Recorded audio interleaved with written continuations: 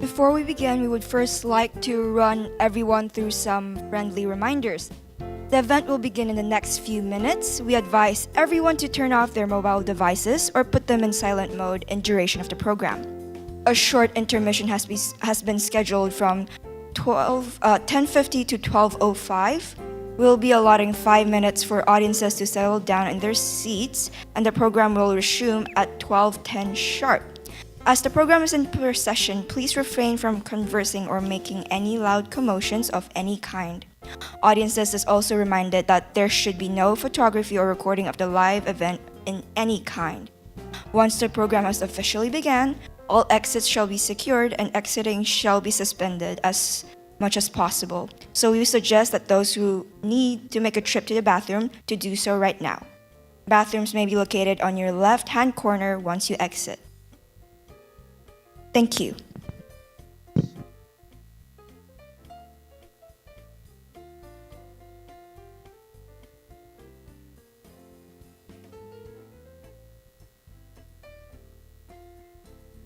Can we please request everyone to sit in the center aisle and fill out the front rows as much as possible?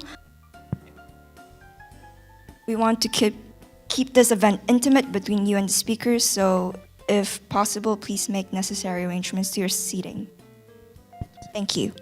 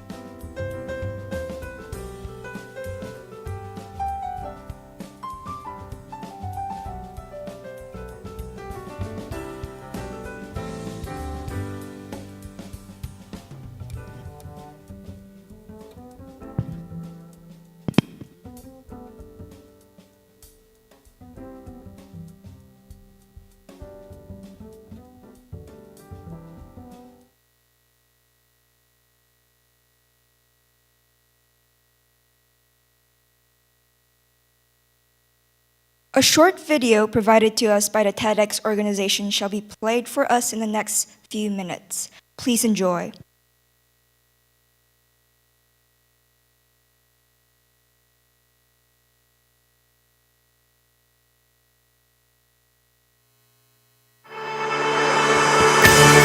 Kenya to Colombia, Iraq to Korea, slums, schools, in prisons, and every day, TEDx gathers around the world to hear the best ideas bubbling up in their communities.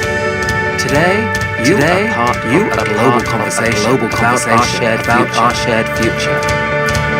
So what is this TEDx? TEDx is an initiative conference, a non-profit devoted to ideas worth spreading. We grant free licenses to allow TED to spread globally.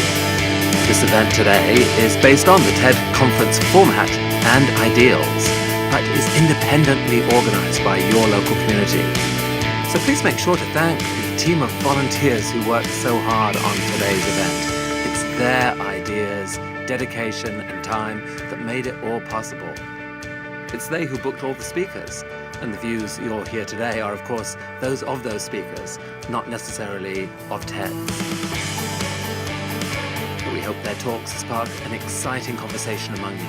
This is a day for curiosity and for skepticism, for openness and for critical thinking, for inspiration and for action.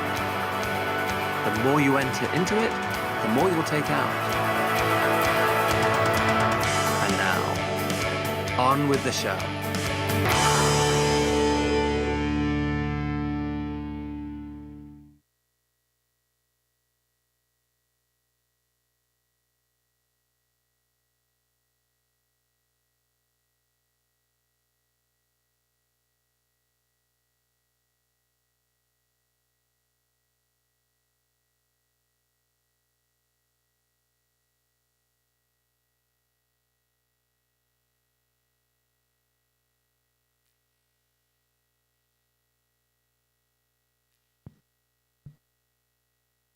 Good morning, everyone. Welcome to the first ever TEDx convention to be held here in Brent International School, Manila.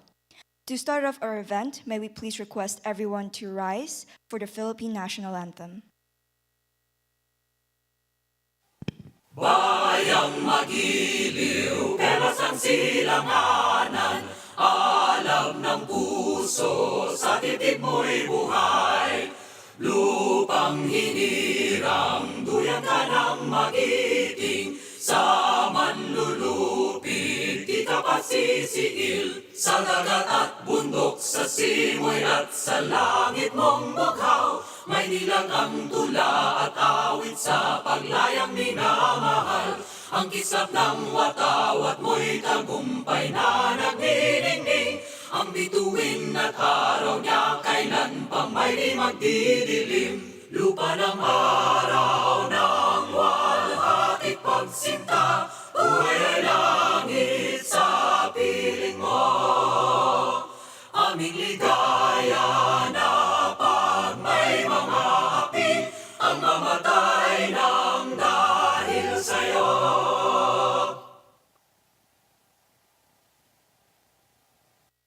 Remain standing for the opening prayer led to us by our school chaplain, Father Benjamin Hansay. May we please welcome Father Hansay to come upstage.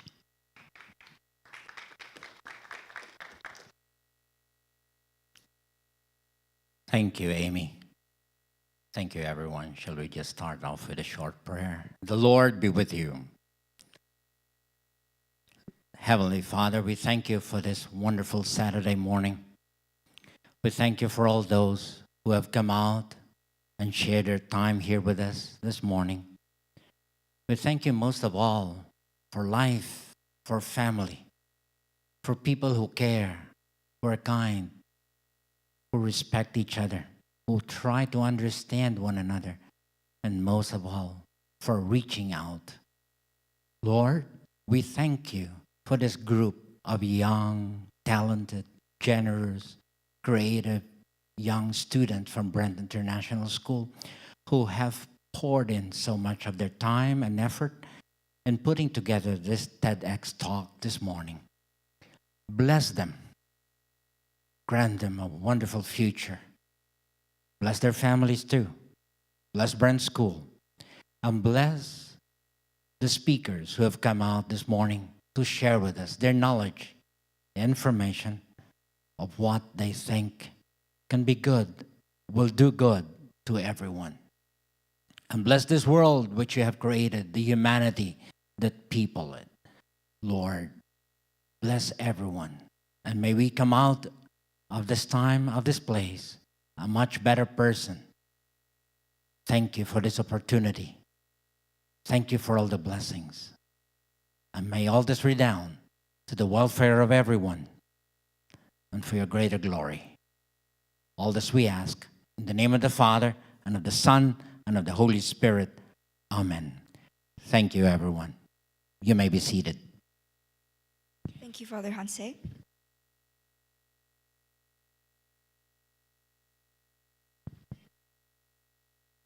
Welcome once again, beloved guests, to the first ever well-deserved TEDx Brent International School 2019.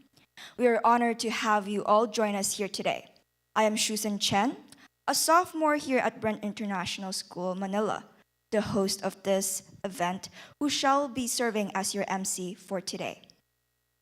About a year ago, I was sitting at the back of my English class, listening to my English teacher, current advisor, telling a story of his experiences mentoring one of his old sophomore students in hosting her very own TEDx event in her own school. Right there, then, sitting at the back of the class, my brain was just brewing all the possibilities, because if she can, then I can. And if I can, so can you, right? That thought became a train, and look where we are now. Today, we'll be joined by 4 very special people, all from different fields of occupation, some abundant in age and knowledge, some young and filled with bright and new ideas, that we will be hearing of such through their stories and experiences. To start off today's event, as per TEDx guidelines, we'll be playing a short TEDx talk presented by Tim Urban, Inside the Mind of a Master Procrastinator. Please enjoy.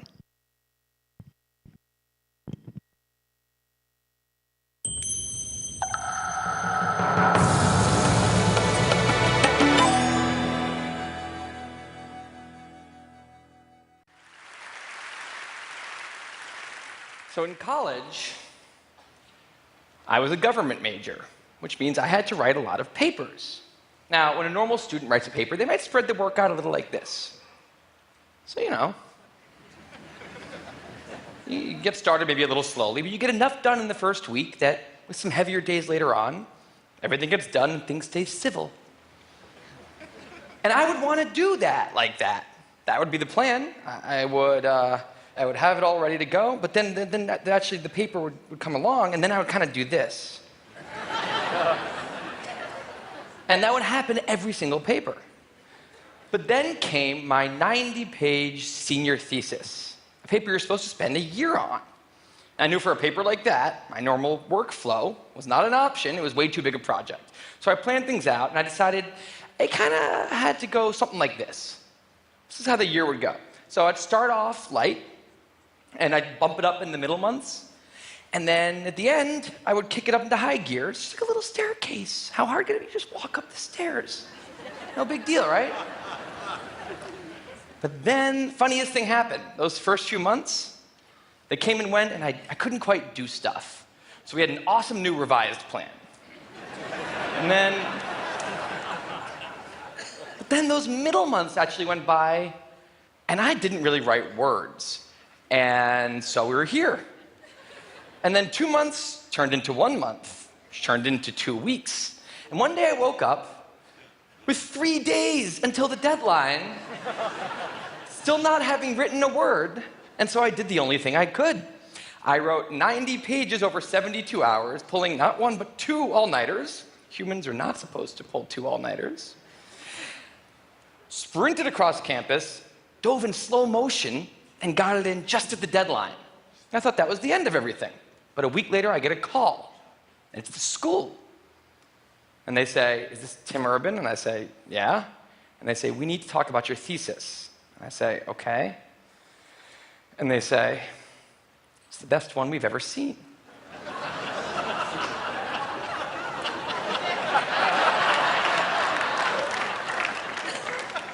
That did not happen. It was a very, very bad thesis.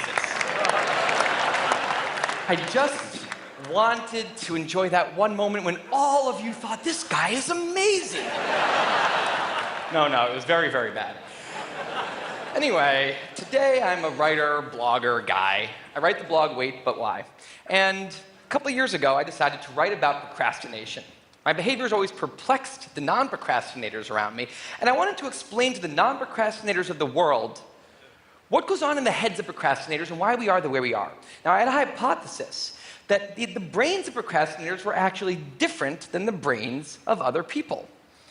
And to test this, I found an MRI lab that actually let me scan both my brain and the brain of a proven non-procrastinator, and so I could compare them, and I actually brought them here to show you today, and I want you to take a look carefully to see if you can notice a difference. And I know that if you're not a trained brain expert, it's not that obvious, but just take a look, okay? So here's the brain of a non-procrastinator. Now, here's my brain.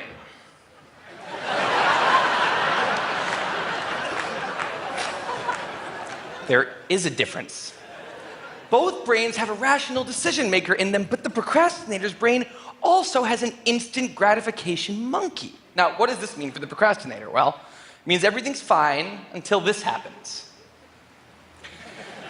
So the rational decision maker will make the rational decision to do something productive, but the monkey doesn't like that plan. So he actually takes the wheel and he says, actually, let's read the entire Wikipedia page of the Nancy Kerrigan-Tanya Harding scandal because I just remembered that happened. Then we're going to go over to the fridge. We're going to see if there's anything new in there since 10 minutes ago. After that, we're going to go on a YouTube spiral that starts with videos of Richard Feynman talking about magnets and ends much, much later with us watching interviews with Justin Bieber's mom. All of that's going to take a while, so we're not going to really have room on the schedule for any work today. Sorry. Now, what is going on here?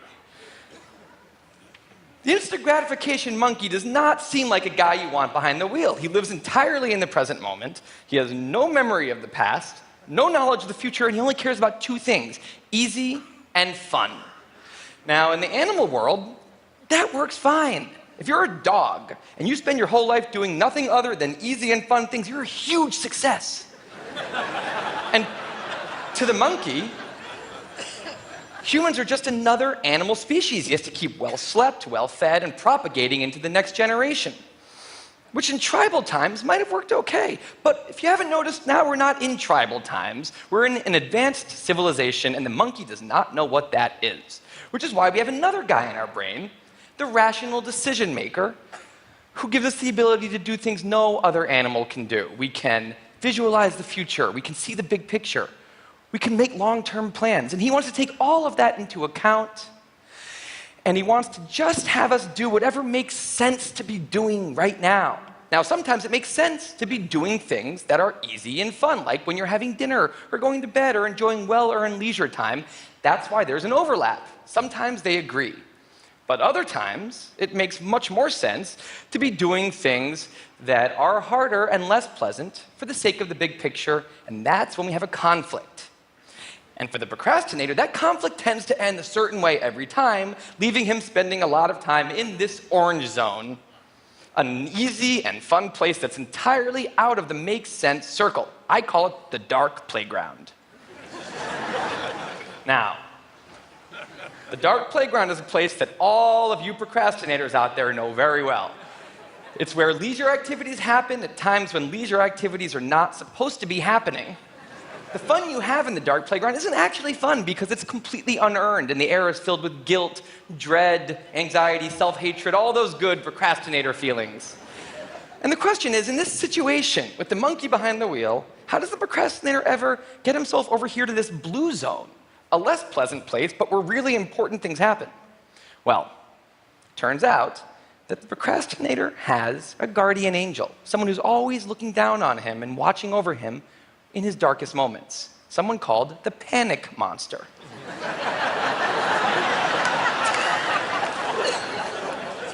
Now, the panic monster is dormant most of the time, but he suddenly wakes up anytime a deadline gets too close or there's danger of public embarrassment, a career disaster, or some other scary consequence. And importantly, he's the only thing that the monkey is terrified of. Now, he became very relevant in my life pretty recently because the people of TED reached out to me about 6 months ago and invited me to do a TED Talk.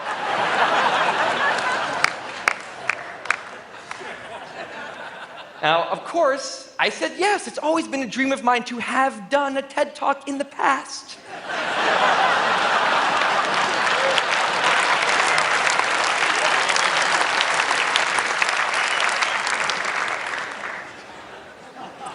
But in the middle of all this excitement, the rational decision maker seemed to have something else in his mind. He was saying, are we clear on what we just accepted?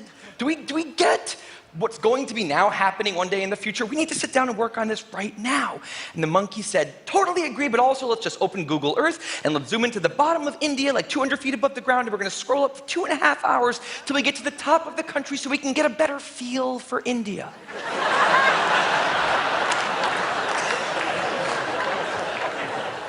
So that's what we did that day. As 6 months turned into 4, and then 2, and then 1, the people of TED decided to release the speakers. And I opened up the website, and there was my face staring right back at me, and guess who woke up? So the panic monster starts losing his mind, and a few seconds later, the whole system's in mayhem.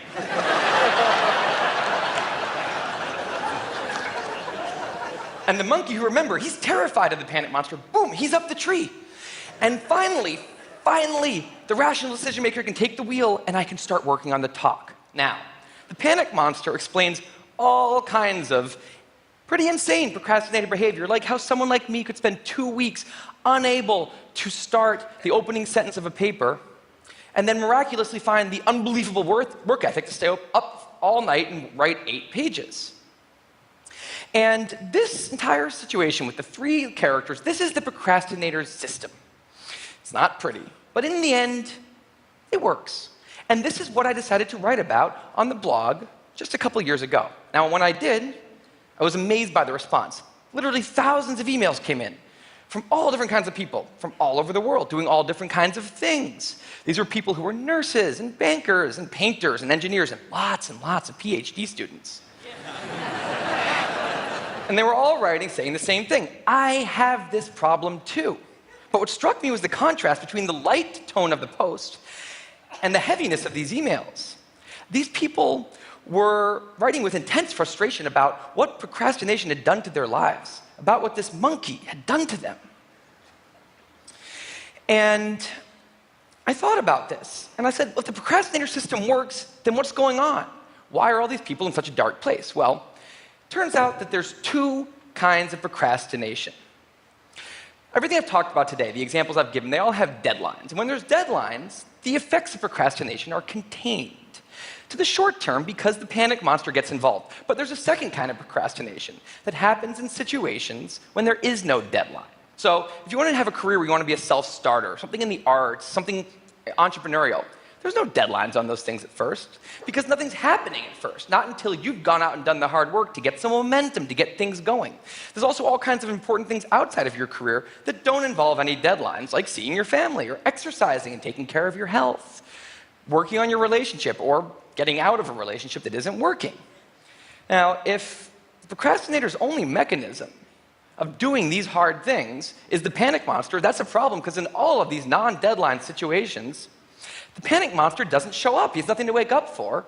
So the effects of procrastination, they're not contained. They just extend outward forever.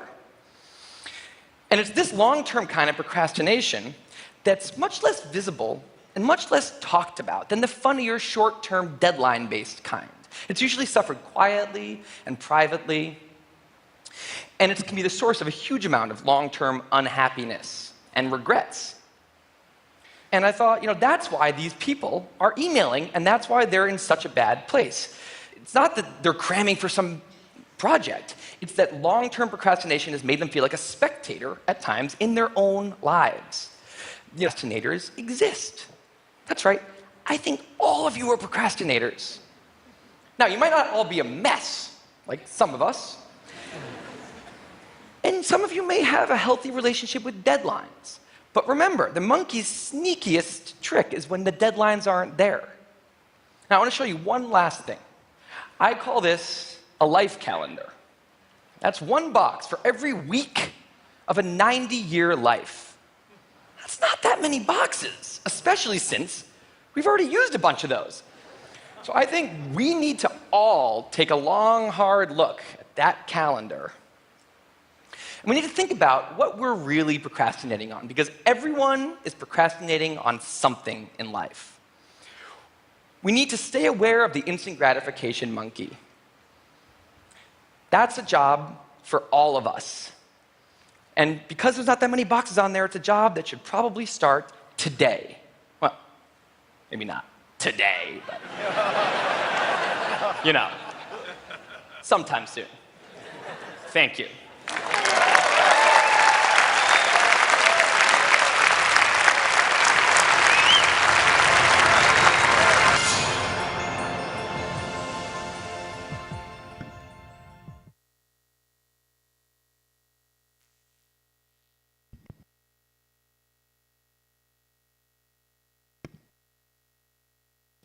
Now, that was one of my personal favorite TED videos out there, and I hope that all of you enjoyed it as much as I did. Moving forward, let us welcome our first speaker of the day, Mrs. Judy Lau, presenting to us My Journey Through Various Religions. Mrs. Lau, a graduate of the well-known University of Santo Tomas, is the founder of Judy's Fruitcakes and the head of the UN-approved organization Tzu Chi Department of Communications. She was also once invited to represent Tzu Chi to talk in the United Nations headquarters at New York. A round of applause for Mrs. Judy Lau. Thank you so much, Amy. Okay, good morning, ladies and gentlemen. I'm Judy Lau. I'm from the Tzu Chi Foundation. Well, I'm here to talk about my journey through the different religions. Okay, here we have it, St. Stephen High School. My dad sent us to St. Stephen High School when I entered kindergarten. His only reason that he sent us to St. Stephen High School, there are only two reasons. One is the school is spacious. The second one is it's Chinese school, okay? When I started praying before meals, thanking the good Lord for the good food on the table, that was the time he was aware that, okay, what's going on? I was the one who provided the food, and who are you thanking? What my dad didn't know is St. Stephen High School is run by American missionaries. In fact, this was our principal when I was in St. Stephen High School. She is a missionary, and she introduced us to Sunday school. We also have summer camp, and we also have Girl Scout, which is very interesting. And from time to time, we have American missionaries coming to school, giving us Bibles, and we love it. Now, St. Stephen High School is actually the same church, Episcopalian church, with Brent School, Trinity College, and St. Luke's, okay? I know that Brent School, you have a school song, which is the same with St. Stephen's. I'll try to sing it for you. I haven't sung it for 49 years, okay? 万孩子总属人共抢弦歌吟悠长，五彩诗意所来自四方，风雨共一堂。Now you have it. You have your school song in Chinese, okay? And aside from sharing the school songs and the teachings, Of course, here in this very Christian school, I learned to read and write. Of course, get to know God, Jesus, and the Bible. Learn different languages. We learn English, Tagalog in the morning. We learn Mandarin in the afternoon. And when we reach high school, we have to learn Spanish. I don't know what the teachers were thinking at that time, but it's a good thing that the parents do not have the time to write the principal. If not, I will not be able to learn so much, okay? And then also, we learn to socialize.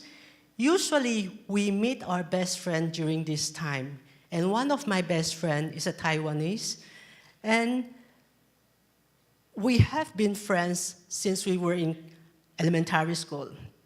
Now, of course, we learn also to be honest, to be helpful, basically to be a good person. Next thing I know, I graduated from high school. I enrolled in University of Santo Tomas. I enrolled in the College of Architecture and Fine Arts.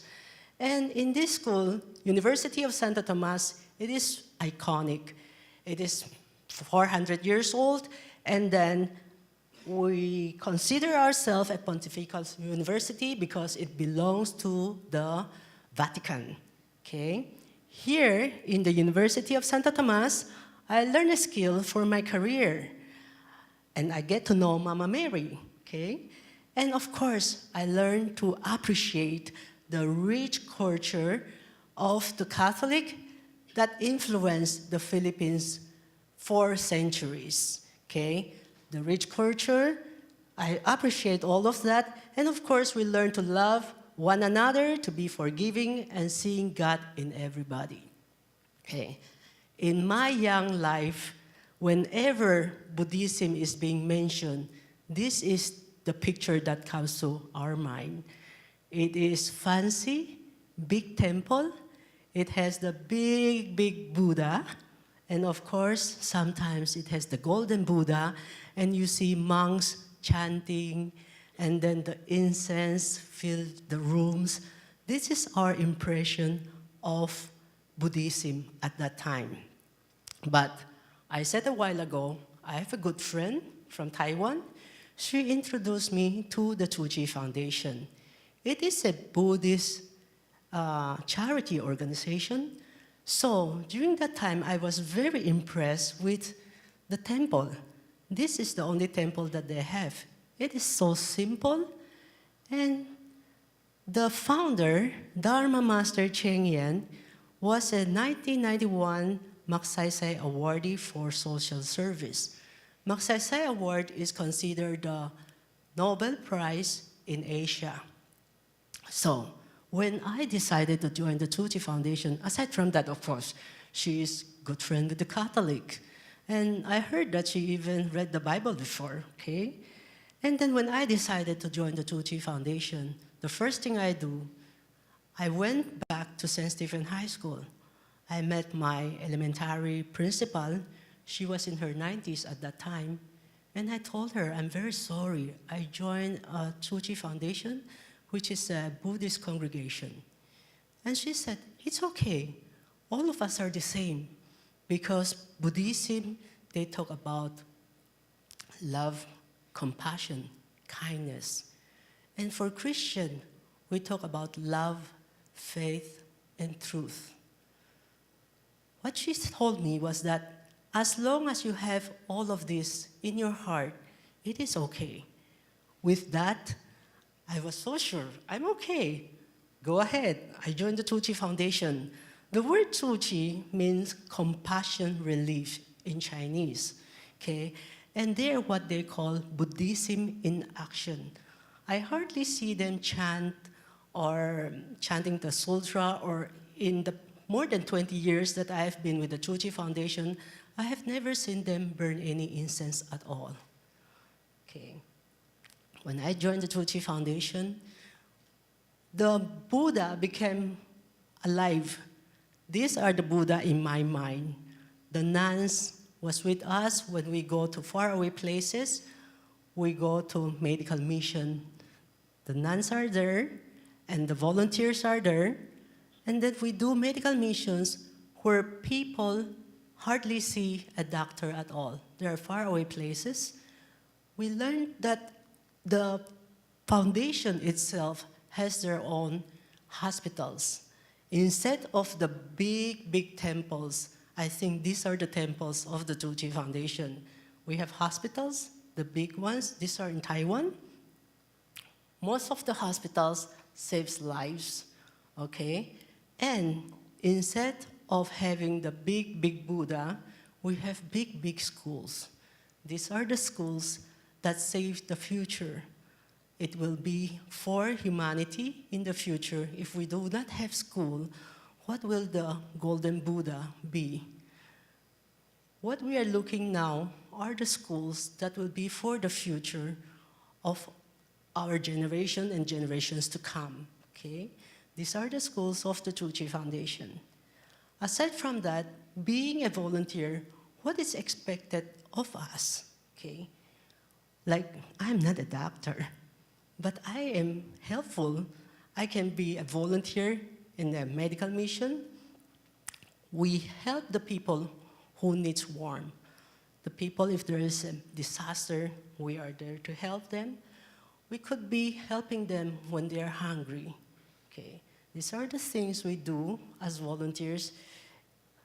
As you can see, the relief goods that are given to them is very, very, we give it to them according to what is needed. The things they need, we give it to them. And on top of that, whenever there is any disaster, our Dharma Master always reminds us, whenever we are giving somebody something, usually during disaster, she said, these people lost everything. Make it a point, do not take away their dignity. Okay. So whenever we are giving somebody something, we have to bow to them, and we also say thank you. Okay. We pray with them. We also sing with them. Sometimes, whenever after all of this disaster, we also bring them over, we teach them value formation. We also provided scholarship. Aside from scholarship, we also teach the children, we also have summer camp. Mainly what we teach them are values, value formation for their future. Okay. We even rebuilt the Catholic Church in Tacloban after Yolanda, after the Haiyan typhoon. We also rebuilt the Muslim schools for girls in Bam, Iran, after the 2007 earthquake. Okay. These are the things we do in the Tzu Chi Foundation. And from time to time, whenever we have problems, whenever we encounter questions that we cannot answer, we approach our Dharma Master and ask her to guide us. We ask for her wisdom, and then it is always very simple. Her answers were simple, and it is always for humanity, and it is always very generous. Okay. In fact, for us, we think Buddhism, after all these years that I have been with the Tzu Chi Foundation, I realized that Buddhism is not a religion, but it is a way of life. It is the life that we choose, and then it is the life that we are leading. In my journey through the different religions, I think the Christian faith and the Catholic education provided me with the fundamentals of being a human being. And then Buddhism was the one that gave me the opportunity to embrace all other religions.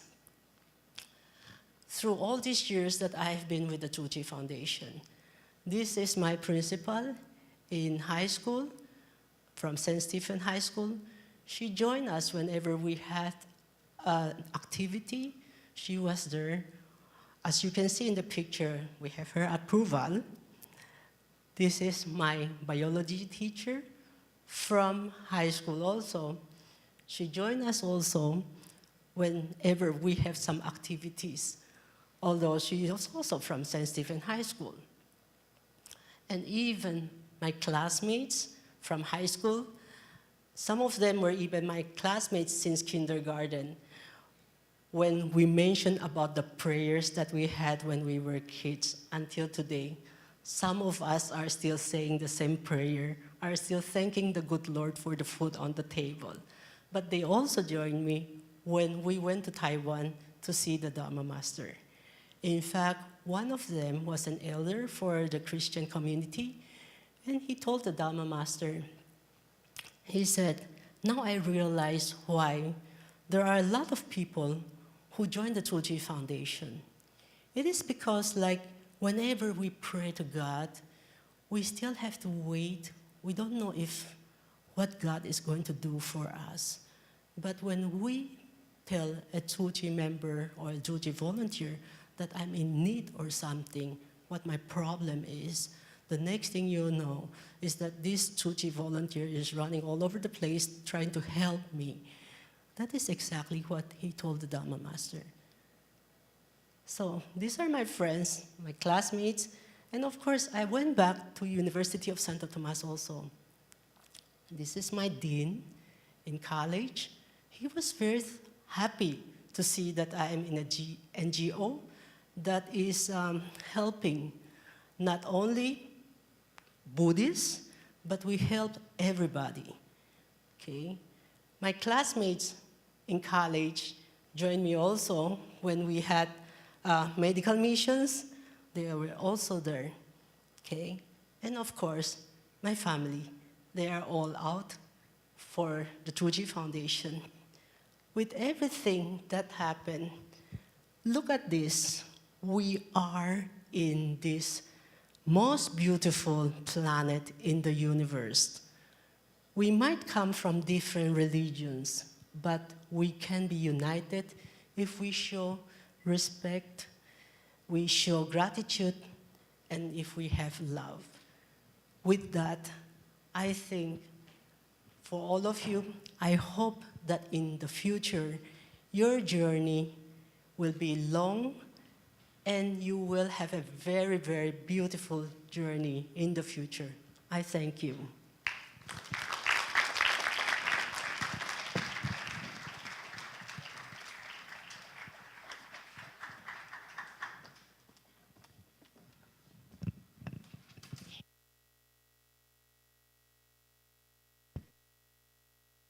Thank you so much, Mrs. Lau. That was truly inspirational.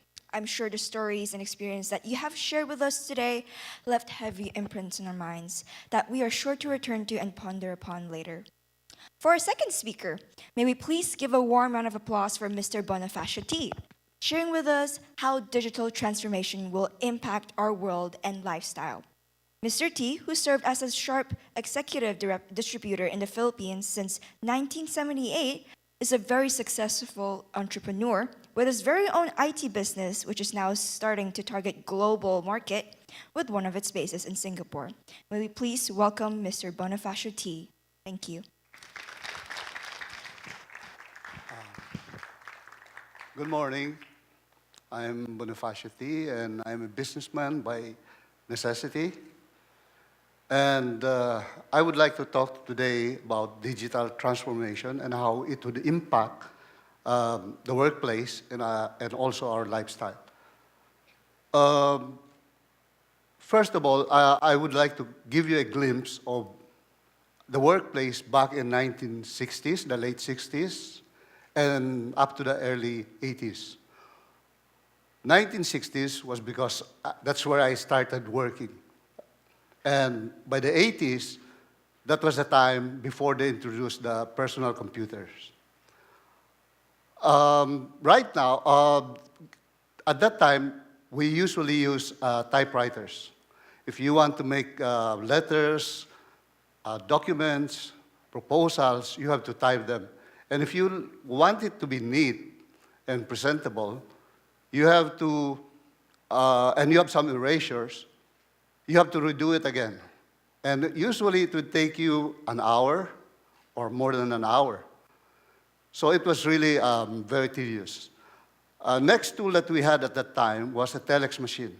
I don't know if you've heard the telex machine. It's like a electric typewriter with a spool of paper tape, and you use that to communicate overseas. And you type that whatever messages you want.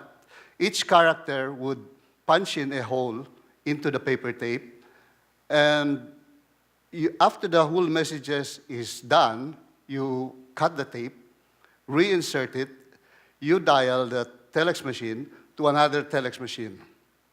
And once the telex machine answers, you punch in and the whole tape keeps rolling.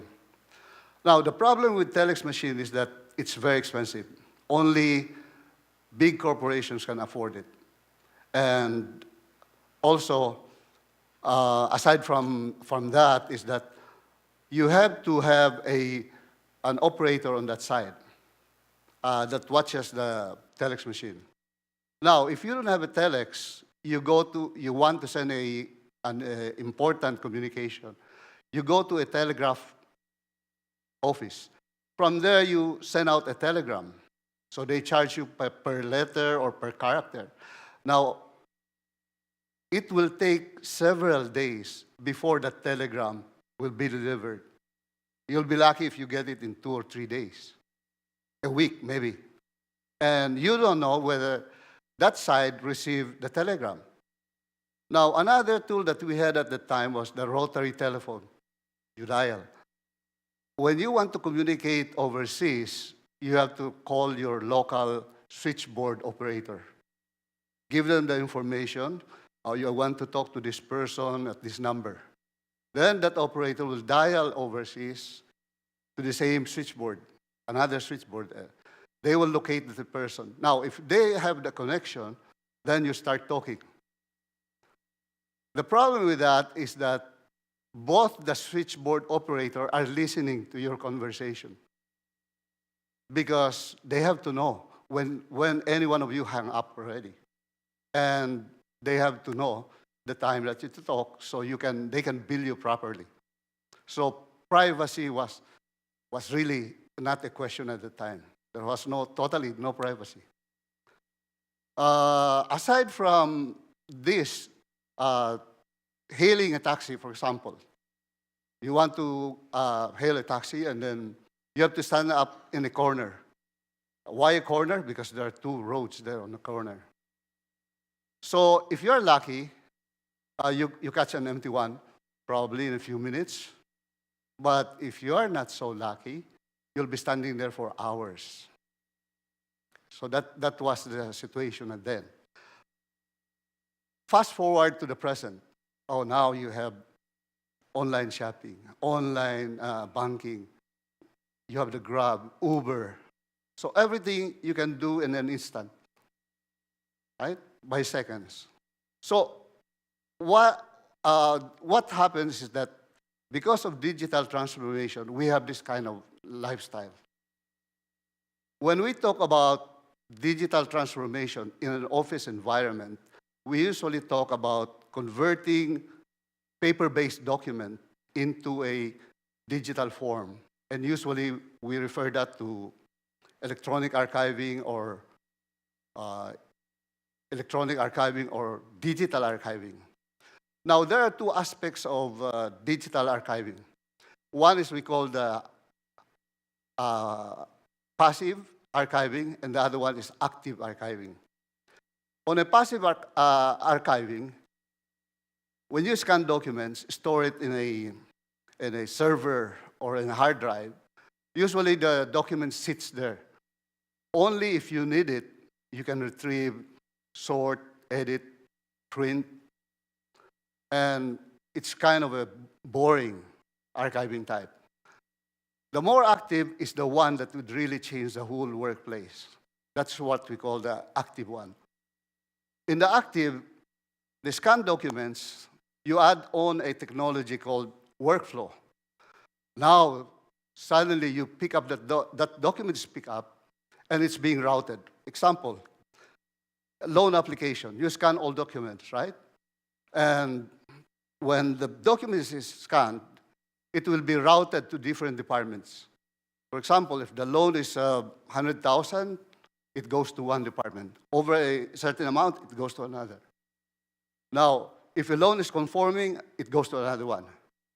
Finally, if a loan is being rejected, it goes to another department, and approved, it goes to another department for finalization. Now, all of this movement has no human intervention. Okay? There was only one when the documents were scanned.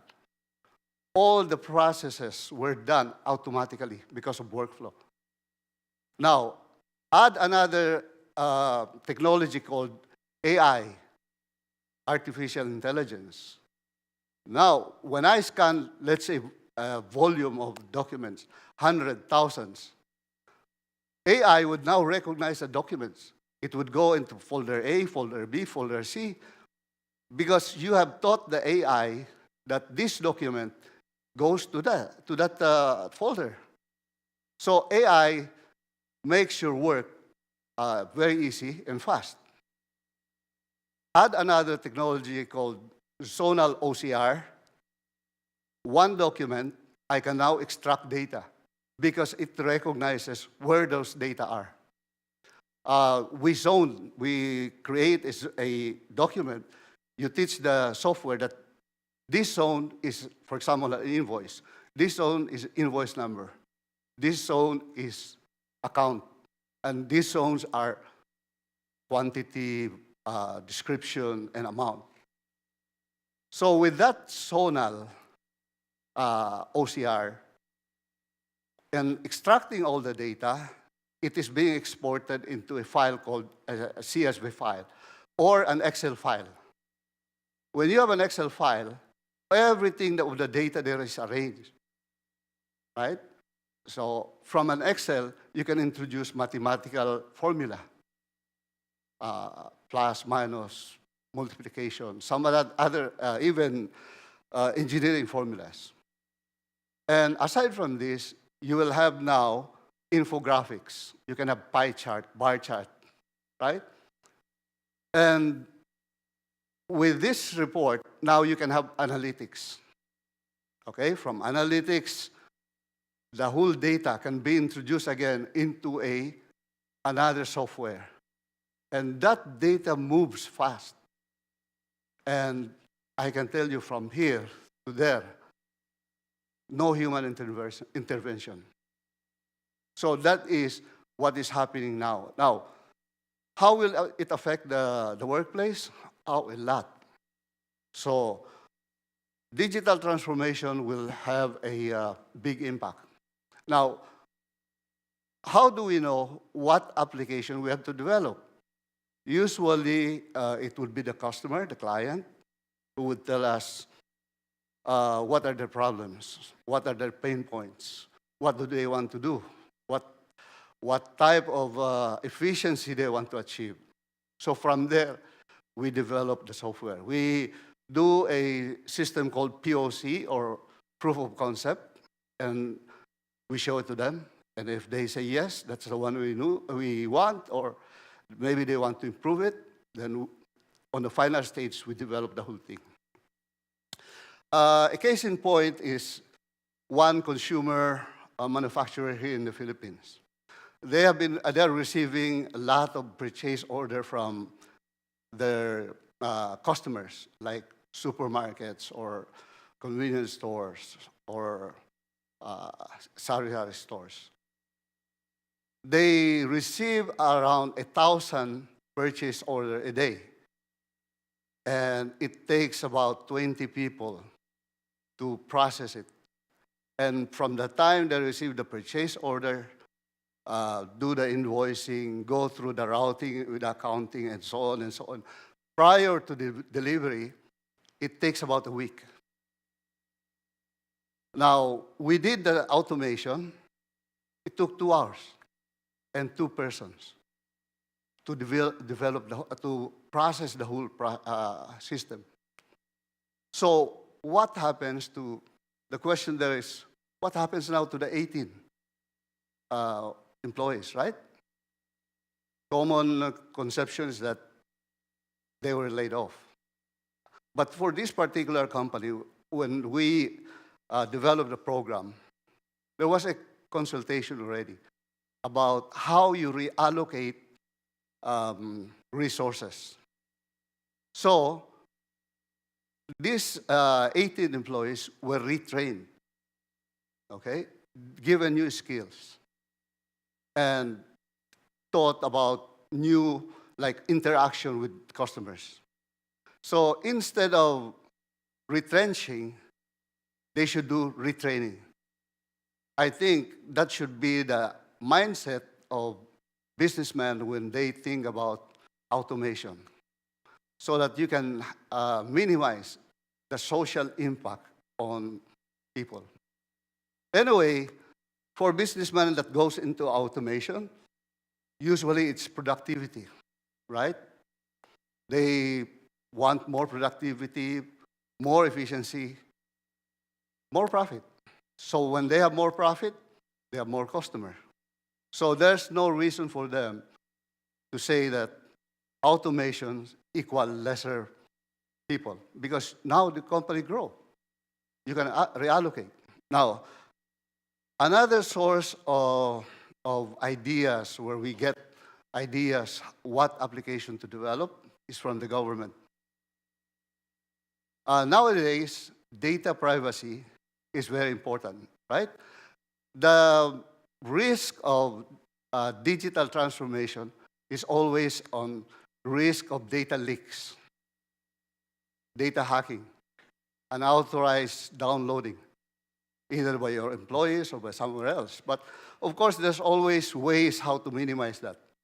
You have encryption and so on, and so many technologies out there. Now, government would always issue a challenge or a tender saying that, oh, we want to do this, we want to do that, with a goal of always of efficiency, transparency. Because with efficiency and transparency, the citizens really are served better and they have more revenue. Okay, so that's one always main objective of the government. Data privacy, it's one of the biggest and hottest topic right now, because you have heard about the leaks. Now, data privacy, Europe has one called the GDPR. It's called the General Privacy Regulation, the General Data Privacy Regulation. US, like California, they have the California Consumer Protection Act, or the Financial Modernization Act. Now, in Asia here, the grouping of 10 nations called the ASEAN also took the initiative way back in 2010 and came out with data privacy. It's only now that it's being implemented. On the forefront of that is Singapore, because they are really pushing digital transformation. Now, Singapore put up a challenge to develop the monitoring and control that these data are in compliance with the law. So they issued a challenge. So we participated, and we were able to get the award. So meaning we won the challenge. So we have that software now. It will be probably launched in a couple of months. Another one that came out recently, just a few weeks ago, is called the Electronic Bill of Lading, EBL. Why the EBL? Every time you ship goods from overseas or local, you use a bill of lading if you are using a ship. If you are using air, then you have the airway bill. Most of the time, it's really a voluminous document.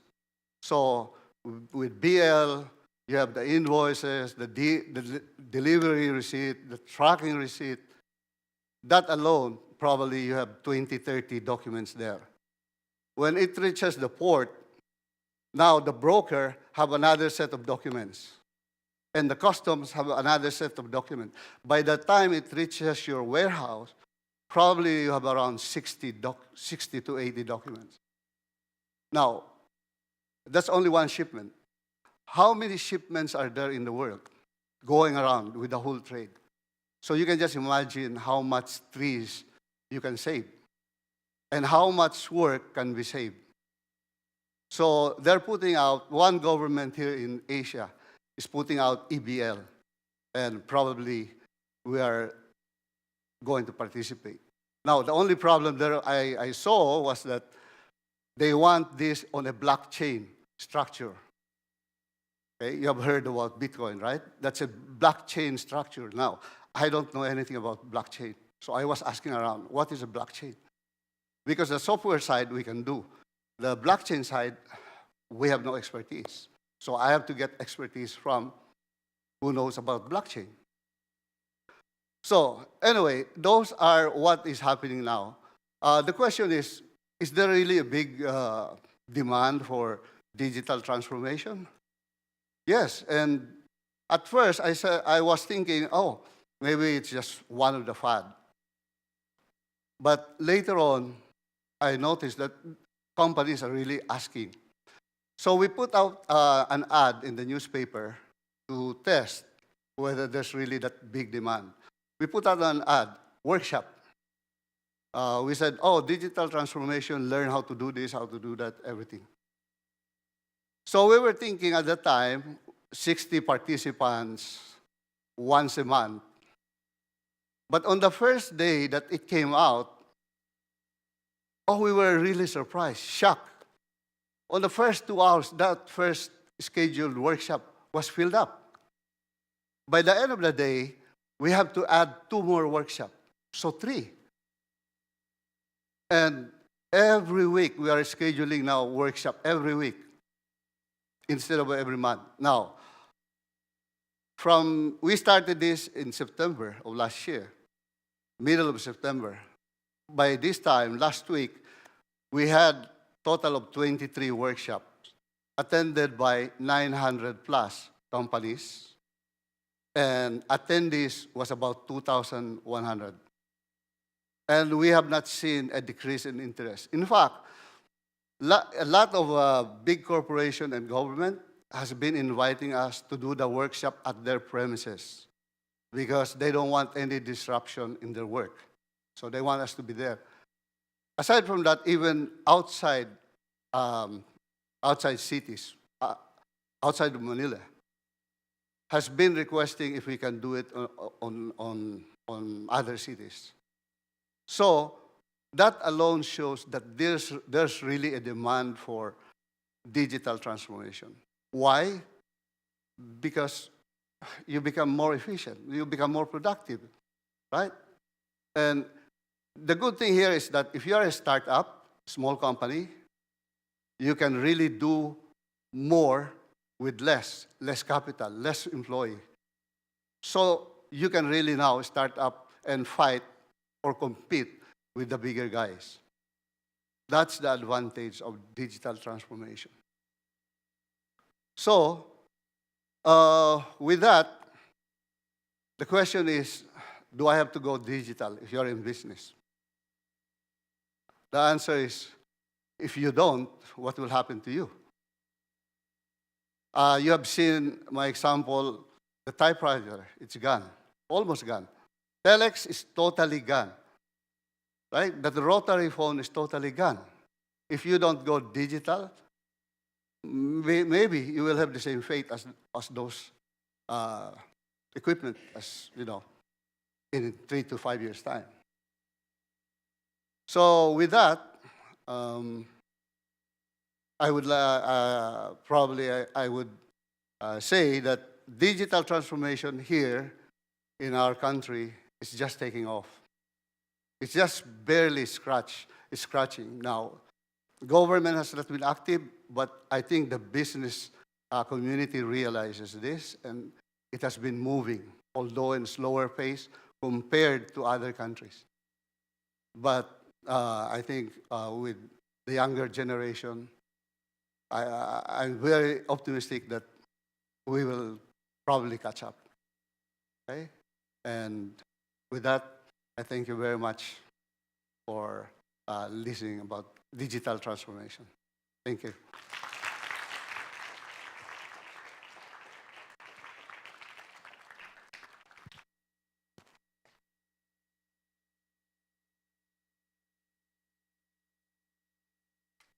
Thank you so much, Mr. T, for sharing with us your knowledge on the IT field from your bountiful first-hand experiences and expertise. I'm sure we have learned and gathered a lot from it. With the presentation from Mr. T, we shall be concluding the first half of our event.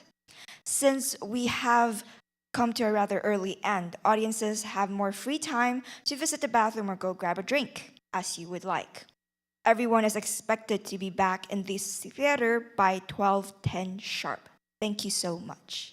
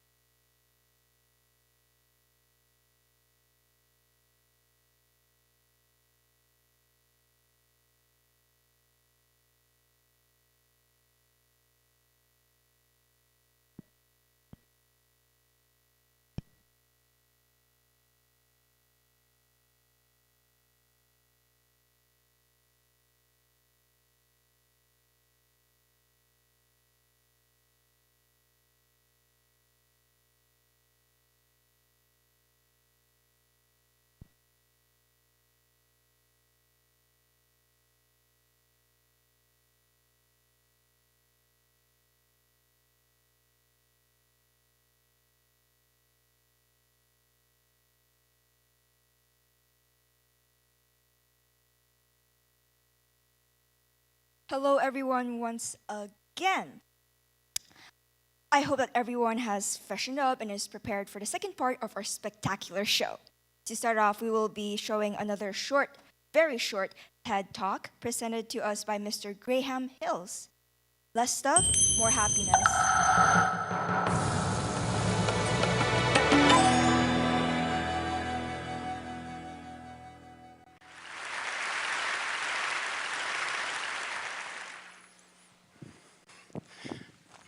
What's in the box? Whatever it is, it must be pretty important because I've traveled with it, moved it from apartment to apartment to apartment.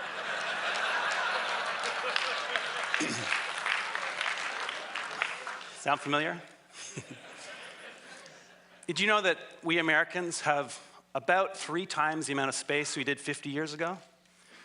3 times. So you'd think with all this extra space, we'd have plenty of room for all our stuff, right? Nope. There's a new industry in town, a $22 billion, 2.2 billion square foot industry, that of personal storage. So we've got triple the space, but we become such good shoppers that we need even more space. So where does this lead? Lots of credit card debt, huge environmental footprints, and perhaps not coincidentally, our happiness levels flatline over the same 50 years. Well, I'm here to suggest there's a better way, that less might actually equal more. I bet most of us have experienced at some point the joys of less. College, in your dorm, traveling in a hotel room, camping, where you got basically nothing, maybe a boat. Whatever it was for you, I bet that among other things, this gave you a little more freedom, a little more time. So I want to suggest that less stuff and less space are going to equal smaller footprint. It's actually a great way to save you some money, and it's going to give you a little more ease in your life. So I started a project called Life Edited at lifeedited.org to further this conversation and to find some great solutions in this area. First up, crowdsourcing my 420 square foot apartment in Manhattan with partners Mutopo and Javoto.com. I wanted it all. Home office, sit-down dinner for 10, room for guests, and all my kite surfing gear. With over 300 entries from around the world, I got it, my own little jewel box. By buying a space that was 420 square feet instead of 600, immediately I'm saving 200 grand. Smaller space is going to make for smaller utilities, save some more money there, but also a smaller footprint. And because it's really designed around an edited set of possessions, my favorite stuff, and really designed for me, I'm really excited to be there. So how can you live little? 3 main approaches. First of all, you need to edit ruthlessly. We've got to clear the arteries of our lives. That shirt that I haven't worn in years, it's time for me to let it go. We've got to cut the extraneous out of our lives, and we've got to learn to stem the inflow. We need to think before we buy. Ask ourselves, is that really going to make me happier? Truly? By all means, we should buy and own some great stuff, but we want stuff that we're going to love for years, not just stuff. Secondly, our new mantra, small is sexy. We want space efficiency. We want things that are designed for how they're used the vast majority of the time, not that rare event. Why have a 6-burner stove when you rarely use 3? So we want things that nest, we want things that stack, and we want to digitize. You can take paperwork, books, movies, and you can make it disappear. It's magic. Finally, we want multifunctional spaces and housewares. A sink's combined with a toilet. A dining table becomes a bed, same space. A little side table stretches out to seat 10. In the winning Life Edited scheme in a render here, we combine a moving wall with transformer furniture to get a lot out of the space. Look at the coffee table. It grows in height and width to seat 10. My office folds away, easily hidden. My bed just pops out of the wall, 2 fingers. Guests move the moving wall, have some fold-down guest beds. And of course, my own movie theater. So I'm not saying that we all need to live in 420 square feet, but consider the benefits of an edited life. Go from 3,000 to 2,000, from 1,500 to 1,000. Most of us, maybe all of us, are here pretty happily for a bunch of days with a couple bags, maybe small space, hotel room. So when you go home and you walk through your front door, take a second and ask yourselves, could I do with a little life editing? Would that give me a little more freedom? Maybe a little more time? What's in the box? It doesn't really matter. I know I don't need it.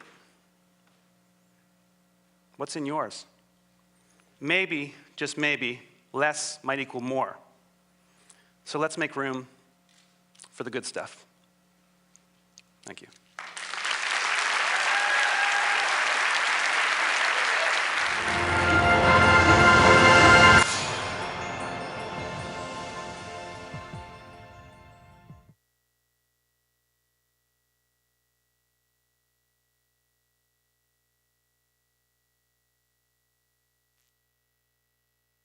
Now, Mr. sure had some great tips, didn't he? Moving on, let us please welcome our student speaker, Miss Bea Alexa Rondon, with a warm round of applause. Bea, a senior here at BISM, is not only an aspiring artist, excellent student, but probably the best personality out there, but also my personal idol and hero. She is the Executive Council Vice President, my senior head chair in Model United Nations, as well as one of our forensics public speakers. Today, she'll be sharing with us, diving into the heart of creativity.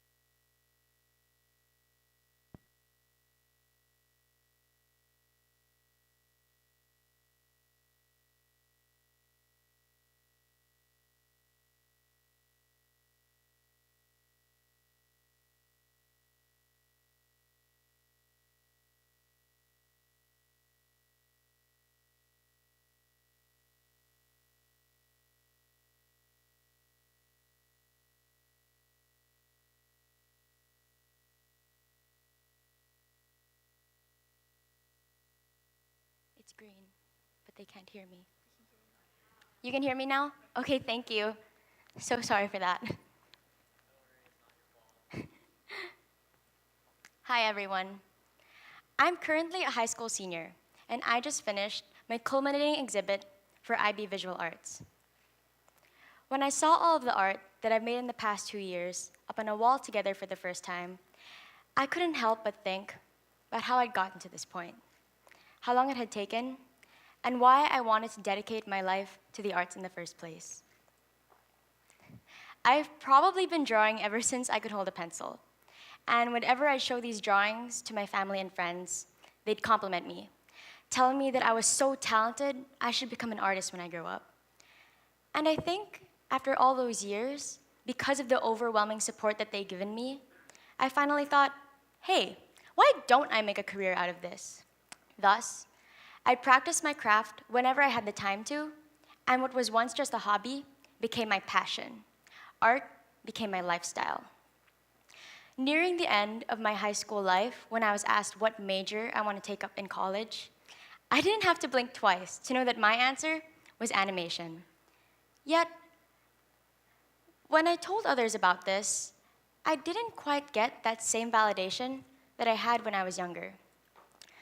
My former guidance counselor, for example, asked me why I would waste my 4.0 GPA when I could become a doctor or lawyer instead. I've had some classmates ask me if I was sure I wanted to become an artist because they didn't see me as lazy or incompetent. Why is it that these same people who used to support my creative pursuit now questioned the value of my passion and my investment in it? How come when we hear the word artist, we all immediately picture this laid-back character who just can't seem to excel in their academics? I mean, scientific innovation.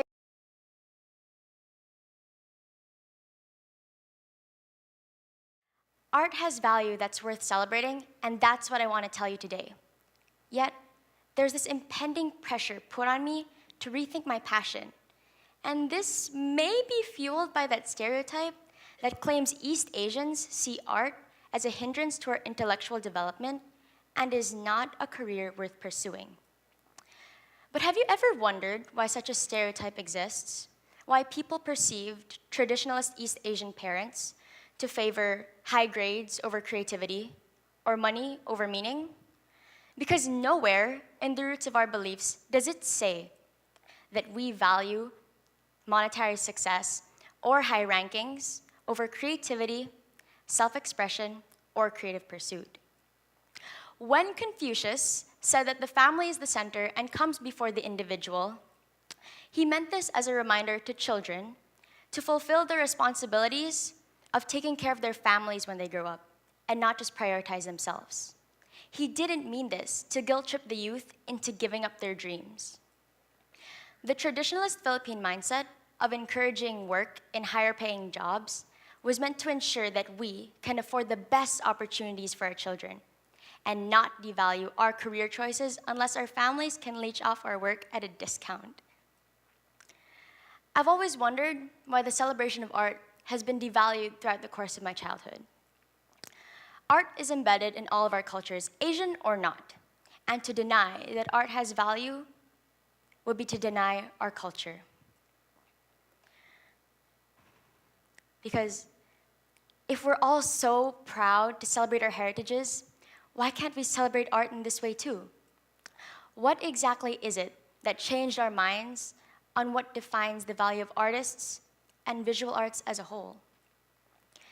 As an Asian who will be continuing her creative pursuit in America, it's important for me, and I'm sure for all of you, to know that the first step in combating the global decrease in art involvement and appreciation is by not fueling these misconceptions that were born by twisting our cultures. I want to show all of you the beauty of art because it's worth celebrating all over the world. But unfortunately, not everyone would agree with me. Many public high school students in America may soon not have the opportunity to even study the arts. And this is because of the devaluing of their creative arts programs. And these programs are the first at risk of getting cut when schools are faced with budget deficits. Here are some claims in favor of this. 1. Students are more likely to use what they've learned in core classes once they graduate. 2. Most colleges don't require art expertise or art skill to get accepted.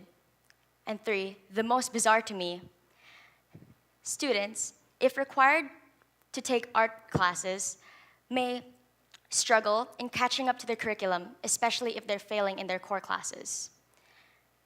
You could argue that beyond teaching aesthetics, the only value that creative arts programs have to students is helping them develop their creativity.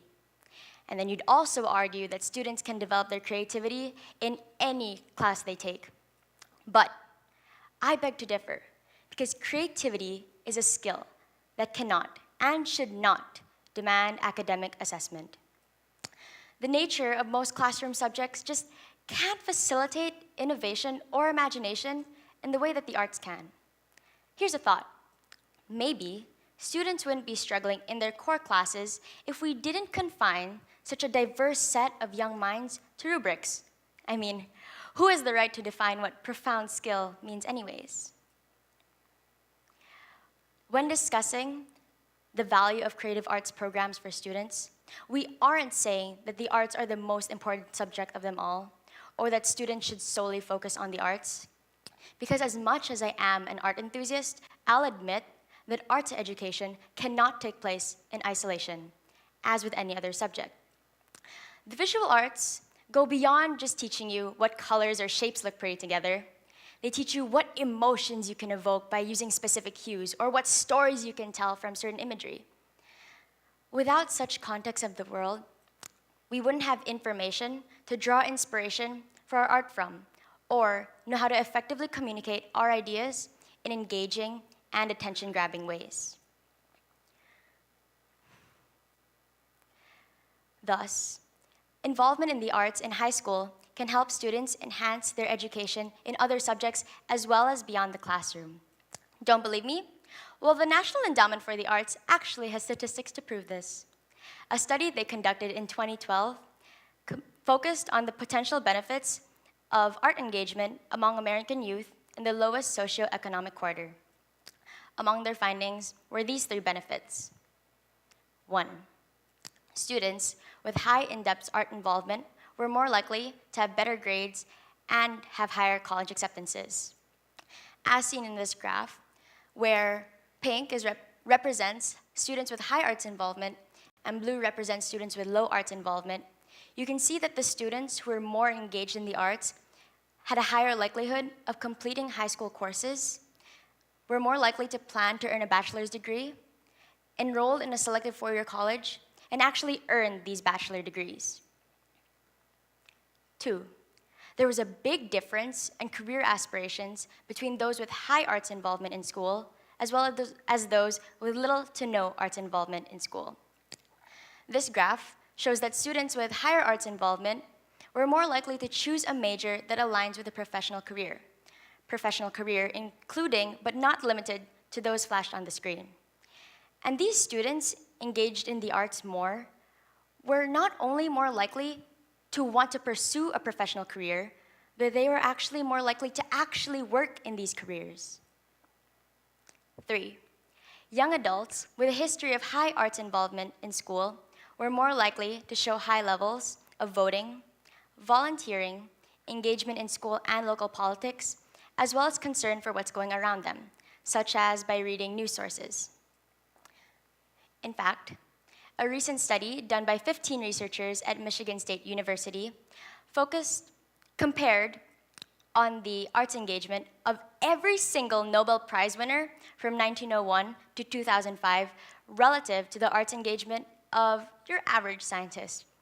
And what separated these 2 groups was that the Nobel Prize winners were a whopping 7 times more likely to be engaged in some form of art than their less accomplished peers.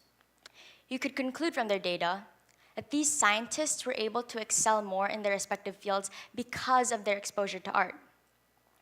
They also conducted this same study on highly successful entrepreneurs and inventors relative to their average counterparts.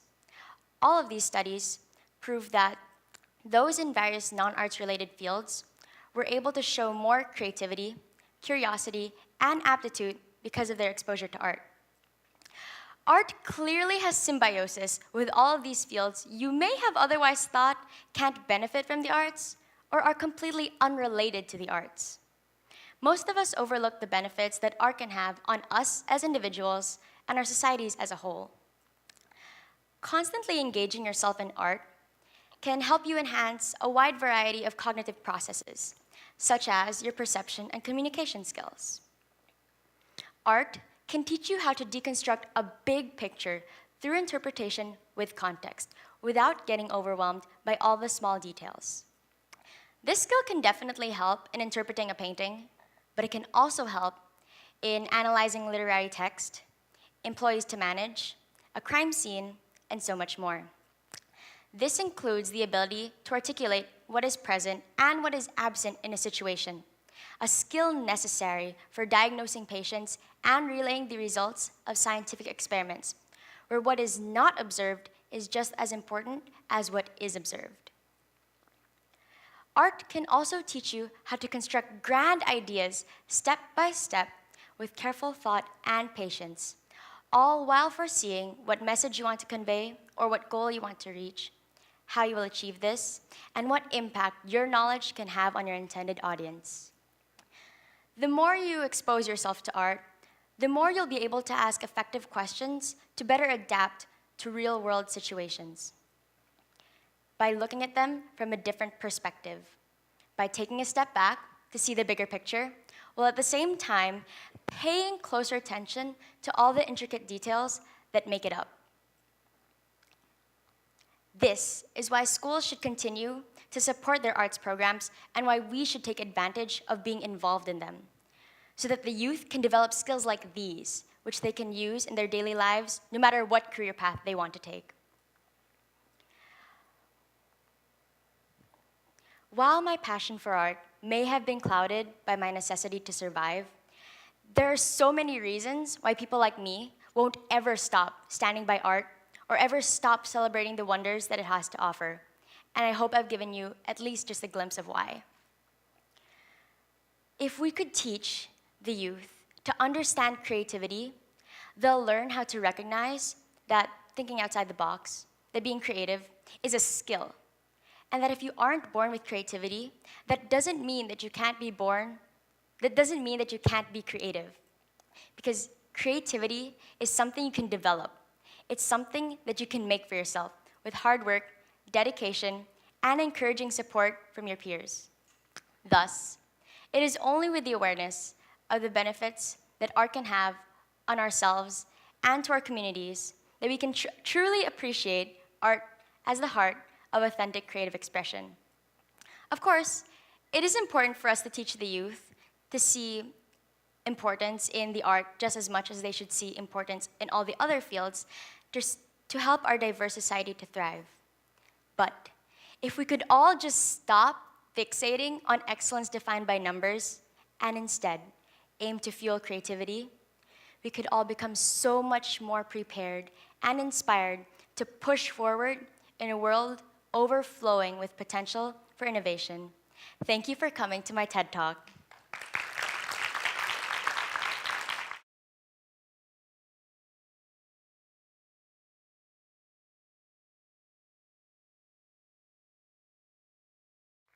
Thank you so much, Bea.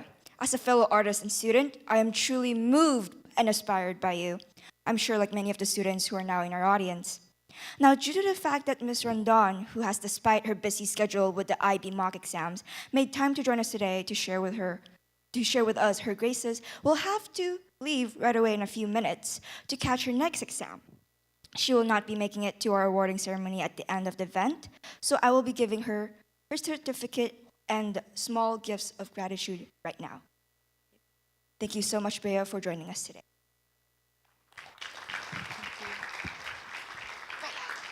My hand. Oh, I'm so sorry. I have the wrong hand. Sorry. Thank you, Bea. Are we closer here? Are we closer here? I have to take my pictures now because I'm leaving soon.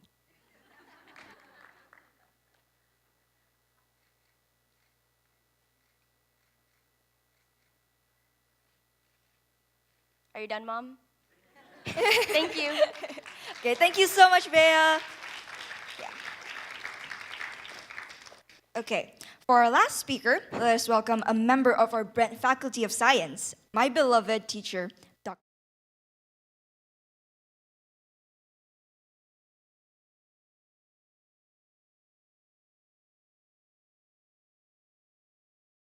World, represented in many international conferences and author of many articles for journals and magazines in the field of science. Dr. Baldwin was selected as a top 50 finalist in the James Varkey Global Teacher Prize. He is a true scientist and adventurer at heart. Actually, a few years back, Dr. Baldwin discovered a 70-year-old fossil. 70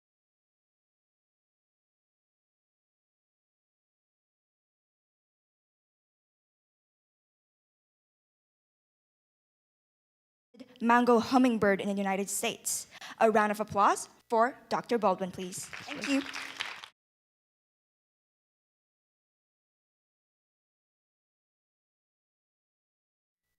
I'm here to talk to you about how we know what we know about the past. You've probably seen pictures like this. You've seen maybe Jurassic Park movies where they show about dinosaurs and things that lived a long time ago. But how do we know what thank you very much.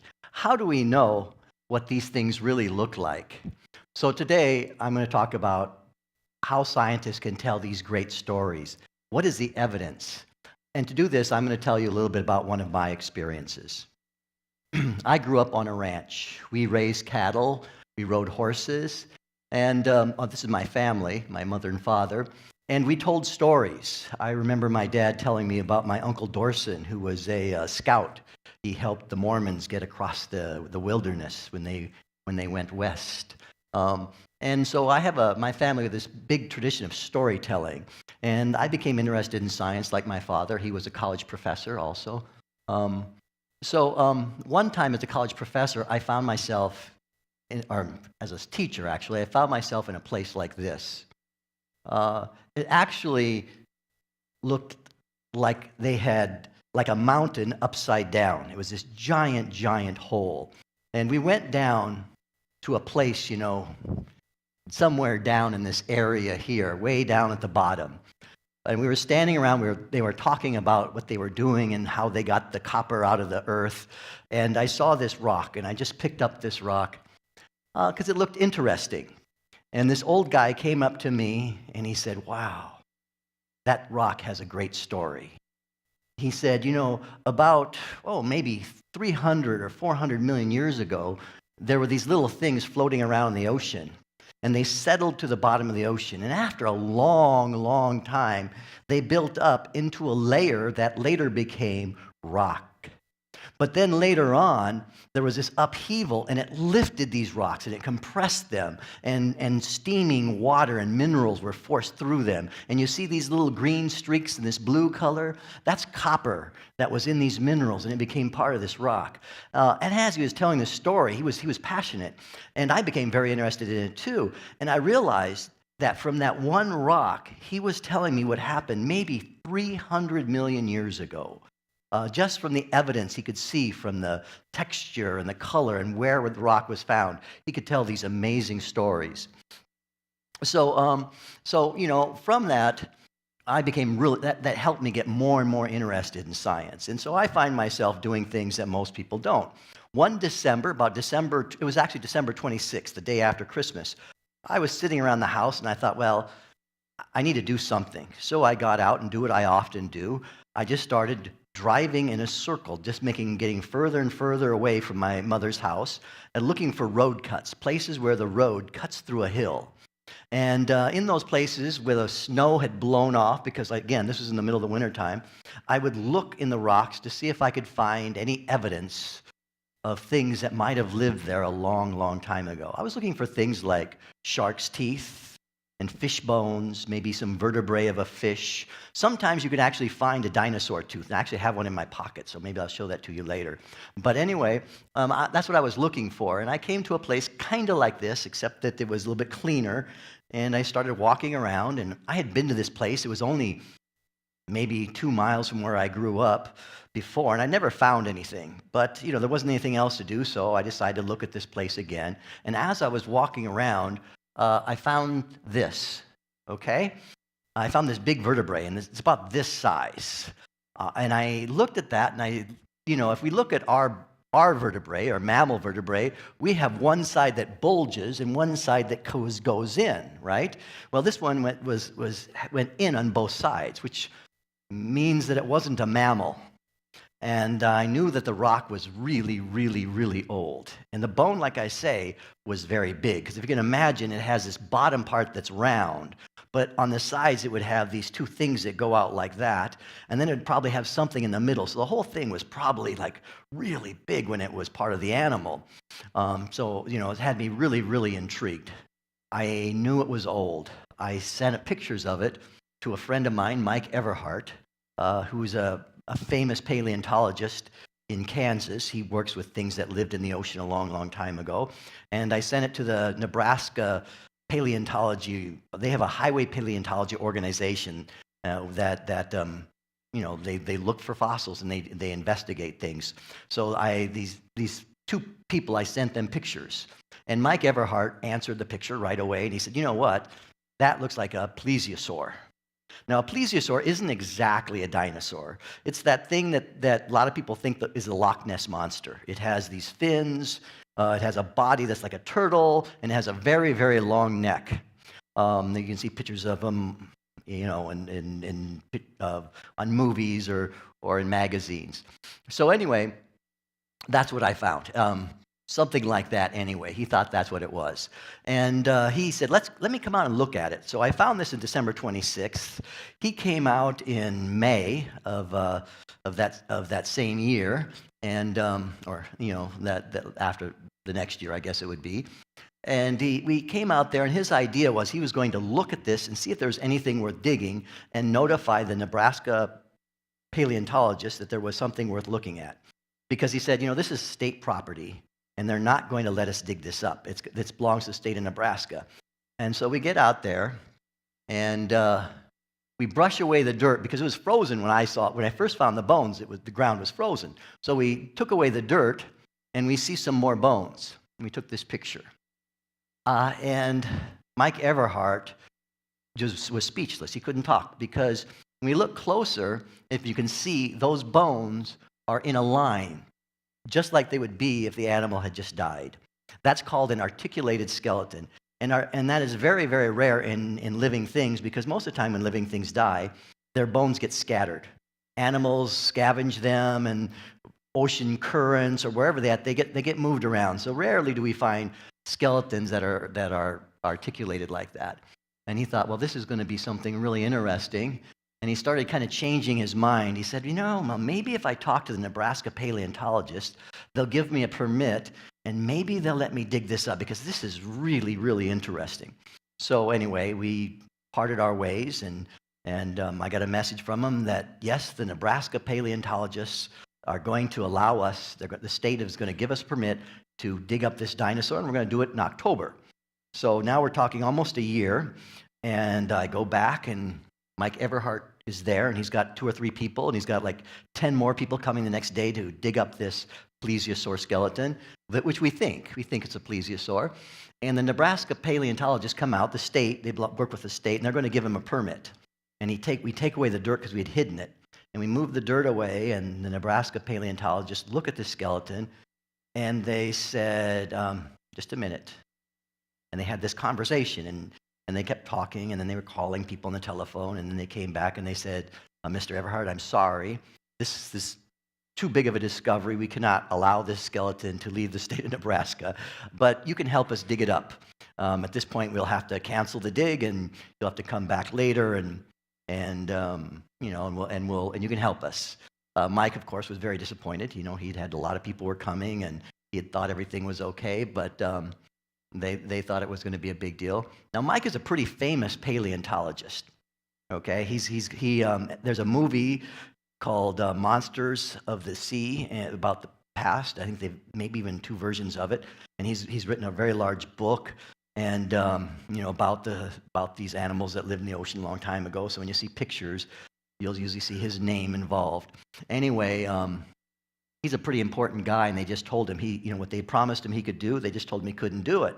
So I think in order to kind of take the spotlight off Mike, they walked up to me and they said, Mike Baldwin, this is really neat that you found this, and because you found it, we're going to name this skeleton after you. And so that's how this skeleton got named after me. And I think part of it was, so it's really interesting because they hardly ever name these things after people. They usually name them after the place. It'd be more likely that they would name this the Center plesiosaur, or the Nebraska plesiosaur, or the Missouri plesiosaur. But they decided to name it after me, which is very unusual. But again, I think it might be a little bit of, trying to shift the spotlight to somebody else so that there'd be less controversy later on. It is interesting. One of the reasons I want to talk to you today is to show you that science is an adventure, and it's a story, and it's full of humor and drama, and it's not kind of the way that we maybe think science would be. So already there was controversy, right? They had already told this guy he could dig this organism up. Now they said, no, you can't. Well, he decided to come back anyway because he was fascinated with the skeleton. But before we left, Mike said, you know what? These vertebrae belong to a long-necked plesiosaur. And because long-necked plesiosaurs became extinct 100 million years ago, this skeleton, these rocks and this skeleton is at least 100 million years old. And it was very interesting because then the Nebraska paleontologist said, I'm sorry, Mike, you may know about some of these bones, but we're from Nebraska and we know our rocks really well. These rocks are only 70 million years old. So it can't be a long-necked plesiosaur. It must be a short-necked plesiosaur. And they said that, let me see, I think I skipped one here. Oh, well.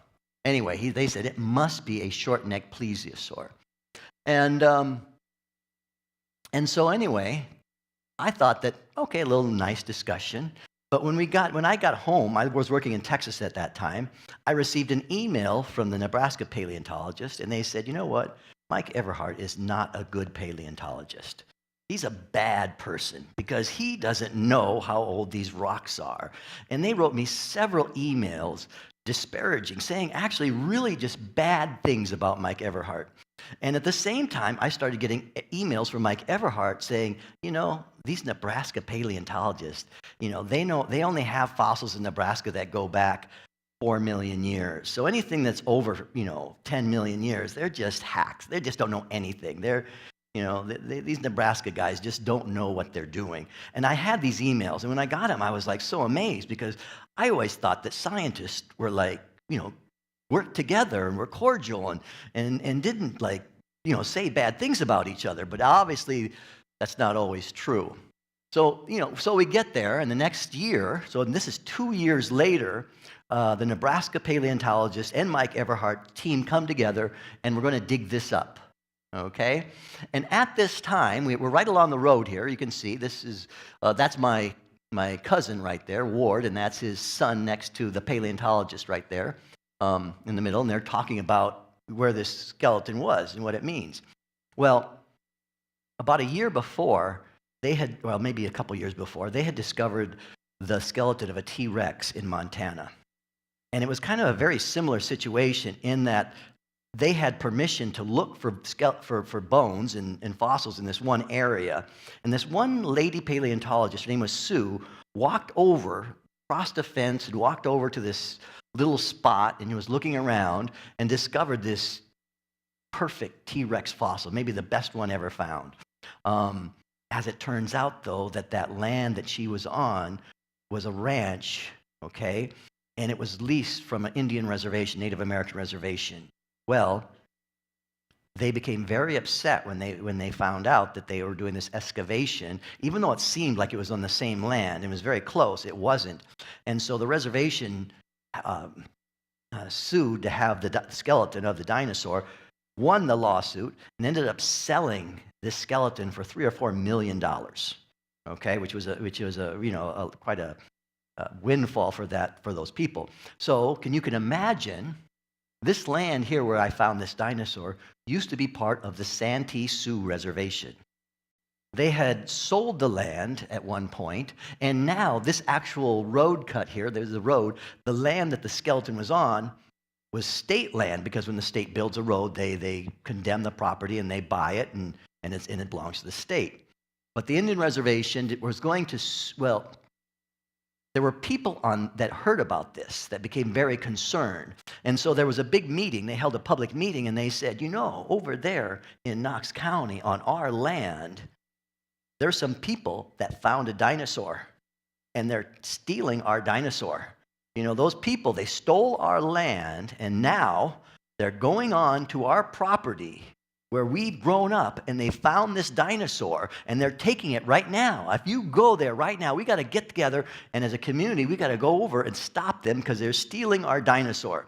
So as we were standing here, several cars pulled up, and a whole bunch of people come running up the hill, and they all stopped, and they were looking around, and they said, "Where's the dinosaur?" And we said, "Well, and the paleontologist again starts explaining, and this one guy goes, "Oh, that makes so much more sense. The way the guy was talking about it, we thought it was alive." So they weren't quite as concerned about it when they found out it was a skeleton. But they still were thinking about trying to keep it because they thought it would look good in their casino. Okay? There was a contingent that wanted to, sue to have the dinosaur because they thought it should belong to them because it used to be reservation land. As it turns out, as we dug it up, we found out that it was missing its head. Okay, we never found the head. So then the Indian reservation wasn't quite as concerned about it because it just wouldn't look that great without a head. So then they kind of gave up on that, and the dig went on, and we continued to excavate it. And by the way, here are the two dinosaurs, right? And the thing is, okay, how do we, before we could dig it up, how do you know how old this dinosaur was? Because it was quite the controversy. So what we did is they sent these rocks in, and there was this guy that, guess what, was looking at these. These little shells here, okay, the things that formed that rock that I looked at that was like 300 million years old in the bottom of that mine in New Mexico, was the same organisms that built up that layer of rock where I found this particular plesiosaur. These organisms have been swimming around the ocean or floating around the ocean for literally hundreds of millions of years. And they've changed. You know, they look this way maybe at one age, but if you look at them a million years later, they've changed. And whenever there's a place where we can find these and volcanic rock together, where there was an eruption, we can look at the volcanic rock and look at the radioactive material in the rock to figure out how old the radioactive rock is. So when we date the radioactive rock, we can go back and we can classify these as to, if this volcanic rock is 100 million years old, and the lava is associated with organisms like this, we can kind of make a timeline. And there's people that are really, really interested in the timeline. Those people will pay an expert in this a really good salary to date rocks. And those people work for oil companies, because knowing how old the rock is really, really important for finding oil. And actually, the experts that do this will classify rocks for paleontologists, because paleontologists, we don't have any money, right? We're paleontologists. I met one of the most famous paleontologists, and I hired him to give a speech at a science conference. And then when the conference was over, he said, "Please pay me right away because I got to fix my truck." Because the paleontologists, we like to be outside. We want to be out digging around, right? The guys that sits in an office and looks at rocks like this and tells how old they are, well, those guys make so much money from the oil companies that they'll do this work for paleontologists for free. So they sent the expert on these foraminifera, and he said, you know what? These rocks are 70 million years old. Okay, so he confirmed that the rocks were about 70 million years old. It is also confirmed, by the way, by some other fossils, because there's other fossils we use to decide the time. Those fossils are called index fossils. Because we've found them, and because they change very regularly over time, we can go back and say, this particular organism lived 70 million years ago. So we found some of those, and they dated the rocks, as I said, at 70 million years old. So as we dug it up, we discovered that it was truly a long-necked plesiosaur. So the bottom line is, they were really both right. It was a long-necked plesiosaur, and it died 70 million years ago. So that threw off their timeline about the plesiosaurs for about 30 million years. I guess if you look at how old they think the Earth is, we think the Earth is about several billion years old. 30 million years might not be that big of a deal. It is a little bit of a big deal, but it's not like nothing to lose sleep over. So they ended up deciding that it was, as we dug it up, of course, we found out that it was one of these. The organism, when it was alive, would probably be about the size of this TEDxBrentSchool. The head would be about right here, and it have a long neck, and then it has a body that's shaped like a turtle, about where the TEDx is.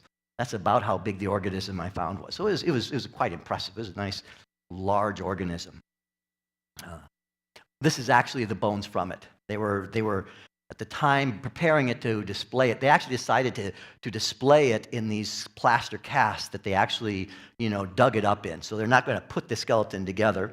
When you go to a museum and you see a giant dinosaur, usually those aren't the real bones. They're usually they take the bones and they make casts, and they make the bones that you see are much lighter than the real bones would be. The real bones would be real heavy, and they would also break. So usually when you see a really big dinosaur in a museum, the real bones are in some drawer somewhere.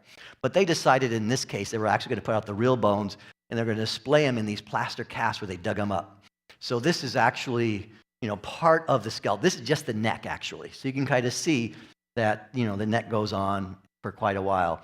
And this is what its head would have looked like if we would have found it. This is not the head of the skeleton I found, because we never did actually find the head. So, anyway, so much information. So then the question is, what happened to the head? You know, this is a 70 million year old mystery. We spent a lot of time digging this up. And we spent a lot of time looking for that head because, a dinosaur without a head. But we never did find it.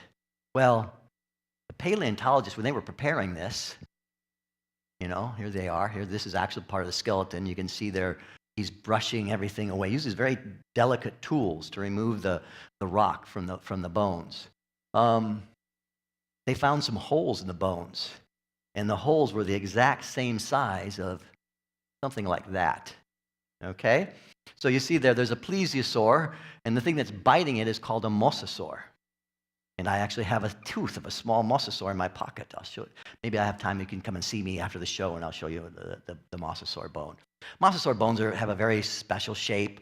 And, as these organisms attacked other organisms, their teeth would break off, and so you can find their teeth every once in a while. And so it's pretty evident that at some point, either the animal had died and this mosasaur was chewing on the dead animal, or maybe the mosasaur, more than likely, bit the plesiosaur's head right off. And then we never found it. It could be, the interesting thing is when you're looking for a dinosaur and you find it doesn't have a head, it's like, how far do you look, right? Because you got a whole mountain. Do you just keep on digging, or at some point you have to give up, right? So, and the only thing is, so every year I go back and I look. Every year I go back and I poke around a little bit. maybe I'll find something. And then so this summer I was out there and I found a tooth, but not of this. It was a little tiny tooth. But I did find a dinosaur tooth, and I have it. I actually brought it home, brought it to the Philippines by mistake. It was in my coat pocket when I got here. So anyway, a little bit more about the discovery, and a little bit more about science, and a little bit more about the drama. So they had named this skeleton after me, which, if something like that ever happens to you, even though you think you're a good person, I was not as good a person as I thought I was. Okay, it's become a very humbling experience, because when they named it after me, it became a big thing. I mean, I think I was elected to be president of the Texas Science Teachers Organization, an organization that has 600,000 members and has a yearly budget of $1 million. It's a big organization, and in the state of Texas, it's really important. It does a lot of different things. Anyway, I think I was elected because there were 3 people running for president, and I'm the one who had a dinosaur named after them. So I don't know if you know what that would be like, but if you can imagine, there's 3 people running for president. You don't know anything about any of them, but one of them found a dinosaur. Guess which one will be elected? So I think that helped me win that election, and it helped me in a lot of different ways, gave me a little bit of celebrity status. So when we were digging this up, it just happens my name is Mike. This gentleman first right here is Mike Everhart, very famous paleontologist. That guy with his back to us is named Mike Voorhees. He's also an incredibly famous paleontologist. And there was another Mike, he's right there. Right? He's right between my uncle, who's in the green jacket, and Shane on the other side. His name was Mike, and I can't remember his last name. So there's 4 people named Mike at this dig. So they wanted to name the dinosaur Mikey, and they wanted to have T-shirts that said Mikey the plesiosaur. And you can imagine it was the Baldwin plesiosaur. It was named after me. I was like, no way. I don't want your T-shirt, because this is the Baldwin plesiosaur, right? And it was interesting because I had this real angst moment where I just felt horrible and I was upset, And these people are really the nicest people you ever want to meet, right? And it came, it took me quite a while to kind of like digest that and settle that, hey, we're in this to learn about the future. This is a great thing for everybody. Let's call it Mikey. Great, it's still the Baldwin plesiosaur. Who cares they put it, it's great. Let's everybody celebrate. So again, there was more drama involved. Some of it internal, some of it mine. But it was interesting. Even to this day, Mike Everhart does not like the Nebraska Paleontology Organization. There's bad blood because, this could have been his find. So, when you do this, when you do paleontology, it's an adventure. There's drama, right? But everything you find, everything you tell people is based on observations. And that's what science is all about. And if you really want to do paleontology, or if you want to do anything, there's 4 things I want to tell you you should do. You need to get outside. You need to get out. I had get out, but I thought, well, but it sounds better if I say get outside. We need to get outside and do stuff because there's just too many of us, including myself sometimes. I know Netflix has been a really bad thing for me, but we need to get outside and we need to experience the world. That's the first thing I like to recommend. If you want to find a dinosaur, you want to do something great, get out. Get out and do something. You never know what you'll find. There's adventure. There's stuff everywhere. The next thing I wanted to say is don't destroy the evidence. Everybody thinks that when you find a dinosaur, you should just pick it up and take it home. It took 20 people working 3 months altogether. I worked for 2 months, but it took 3 months to dig that up. It was not easy. It took professionals. And as soon as you remove something from where it was found, you erase much of the information that could be learned from it. Because if we don't know exactly where it was found, we don't know exactly how old it is. And if we don't know how old it is, and we don't know the context of where it was living, for science, the value of it goes way, way down. So if you find something, best thing to do is just leave it. I found lots of fossils, and most of them are in somebody's drawer in the university, because that's the people who can tell the story. That's the people who understand what happened. And along with that, work with professionals. You find something, these guys did not do any digging unless I could be there. And I just found it. I'm not no expert or anything, but they said, no, we want you to be here every step of the way. This is you help find this thing. You're helping us learn about the world. So, you can be here and we're going to show you how to do this. And because of this opportunity, I ended up meeting some of the most famous paleontologists. If you ever watch Jurassic Park, there's a guy in a hat and he gets eaten right away, the first Jurassic Park. That's based on this guy named Robert Bacher. And he's a great friend of mine. I met him many years later. He's the guy that proposed that dinosaurs have warm blood. And now we know that, dinosaurs are the relatives of birds. Or you might even say that birds are dinosaurs, and birds, of course, are warm-blooded. So, he pretty much proposed that a long time ago, and nobody believed him, and now everybody does. Next thing, don't let your ego get in the way. We give up so many opportunities because we want it to be about us. And if you really want to do science, you got to just give it up, because most of the stuff we've learned is because from working together, from all of us putting our ideas together. And lastly, have adventures and make up your own stories. Thank you.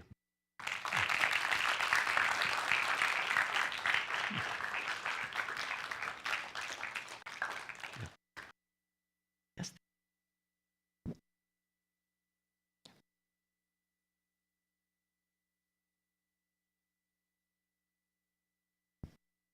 Thank you so much, Dr. Baldwin. That was absolutely spectacular. I am so thrilled by your stories and fascinated by your sharing. I wanted to dig up a dinosaur as a kid, but I never really got to that. Maybe I'll do it later on in my life. Okay. Dr. Baldwin's talk was the last talk of our program. The day's excitements have come to an end. Before the awarding and credit ceremony, may I please call on Mr. Trujano, my advisor and co-organizer, to speak for us. Thank you. Some familiar faces out there, some people that I get to meet later on after we're finished here.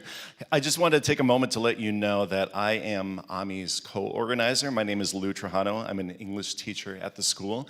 And I wanted to explain my extensive role as co-organizer for AMI, which has been to step back and just get out of the way. Ami has been absolutely amazing in putting together a team. I literally took a back seat today. Like, I was back there watching her do everything that she's done this whole time for these past several months to put this together. I promised her I'd only talk for 1 minute, but I did want to make sure that she knows that I appreciate what she's done on 2 levels. First of all, she's brought us all together. And in the spirit of conference, which by etymology means the bringing together, I'm thankful for the fact that Ami has introduced me to her friends in the community and has reintroduced me to Bea on a different level and Dr. Baldwin on a more personal level. So for that, I'm very appreciative. The other thing I'm very appreciative for is that I've always believed that learning is authentic in my classroom. I really honestly believe that, but I also believe that learning opportunities beyond the classroom have the same authenticness and probably even more impact. And for that, I am really grateful that Ami took the ball and ran with it for this particular project. She's been absolutely amazing in assembling her team. Her team has been dedicated for the past several months. And I'm turning it back over to Ami because she has many thank yous to give, but I wanted to make sure that you all appreciate what she's done for this community. So on that note, Ami, thank you so much for everything you've done. I'm going to literally step back again and hand out some certificates and gifts. So thank you, Ami. Come back out. Okay. Thank you so much, Mr. Trajano. It's truly an honor to be here today and, to organize this event and to, of course, have your guidance and help. Thank you so much.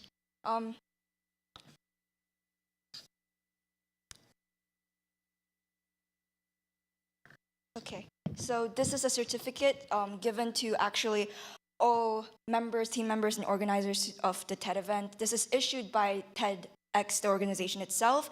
It is signed digitally by the Deputy Director, Ms. Salome Husel, and I'm not supposed to do this, but I would like to award you, Mr. Trajano. And thank you so much once again. This is a small token of gratitude. Thank you so much. Okay.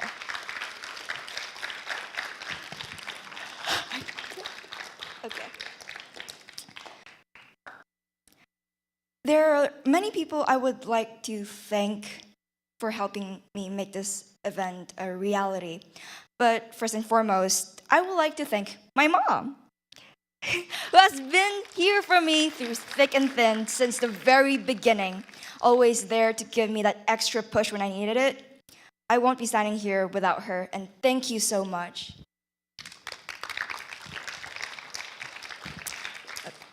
Now we will proceed to the official awarding ceremony for our beloved speakers, who has made time to come all the way over here today to speak to us about all their experiences and sharings. May I please call on Mrs. Judy Lau, Mr. Bonifacio T., and Dr. Michael Baldwin. Yeah.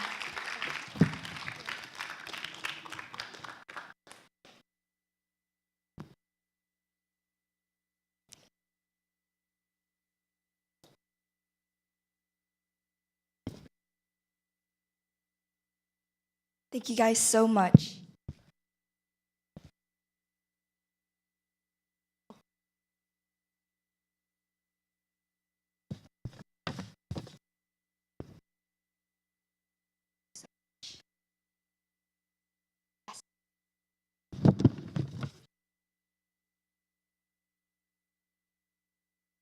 I'll just stand here then. Okay.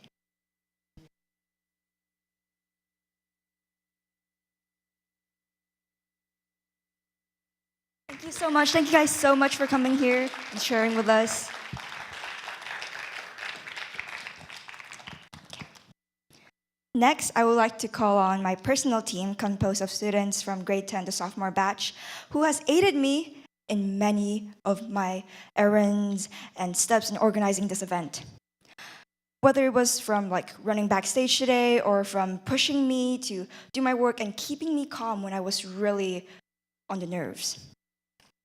I wouldn't be standing here without them, and may I please call on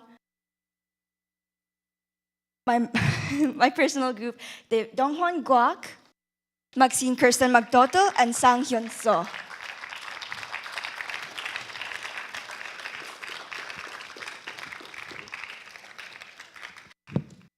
Once again, we will be awarding them with the certificates presented from TEDx organization to all the members who has helped us in hosting this event today. Small gifts. Thank you guys so much. Pictures.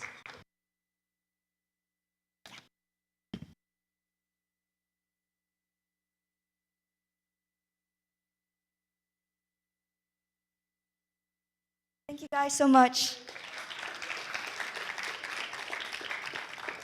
Okay. I would also like to give our thank yous and shout outs to all those people who have supported and encouraged us all the way throughout the process of planning this event. First, I would like to thank Mrs. Ong, who has not made it today to the actual event, but she, I'm sure, will be watching our live stream. And the activities personnel who have went through the trouble of going with us, meeting our requirements and granting us, lending us the theater for our event today. I would also like to thank our school administrators, Mr. Robbins, Mr. Atkins, Ms. Bustamante, Mr. Wykes, and our guidance counselors for hearing me out when I first proposed my ideas and plans. To Father Hanse, who isn't here in the audience right now, but has granted us graces with his prayer in the opening prayer a while ago, and for always supporting me and giving me the help I needed and the courage to run this event. And of course, our IT team, and under Sir Christian up there who is filming for us. Thank you so much. And of course, Sir Nani, Sir PJ, and Sir JP. Thank you guys so much. We wouldn't be broadcasting this and having this without you guys.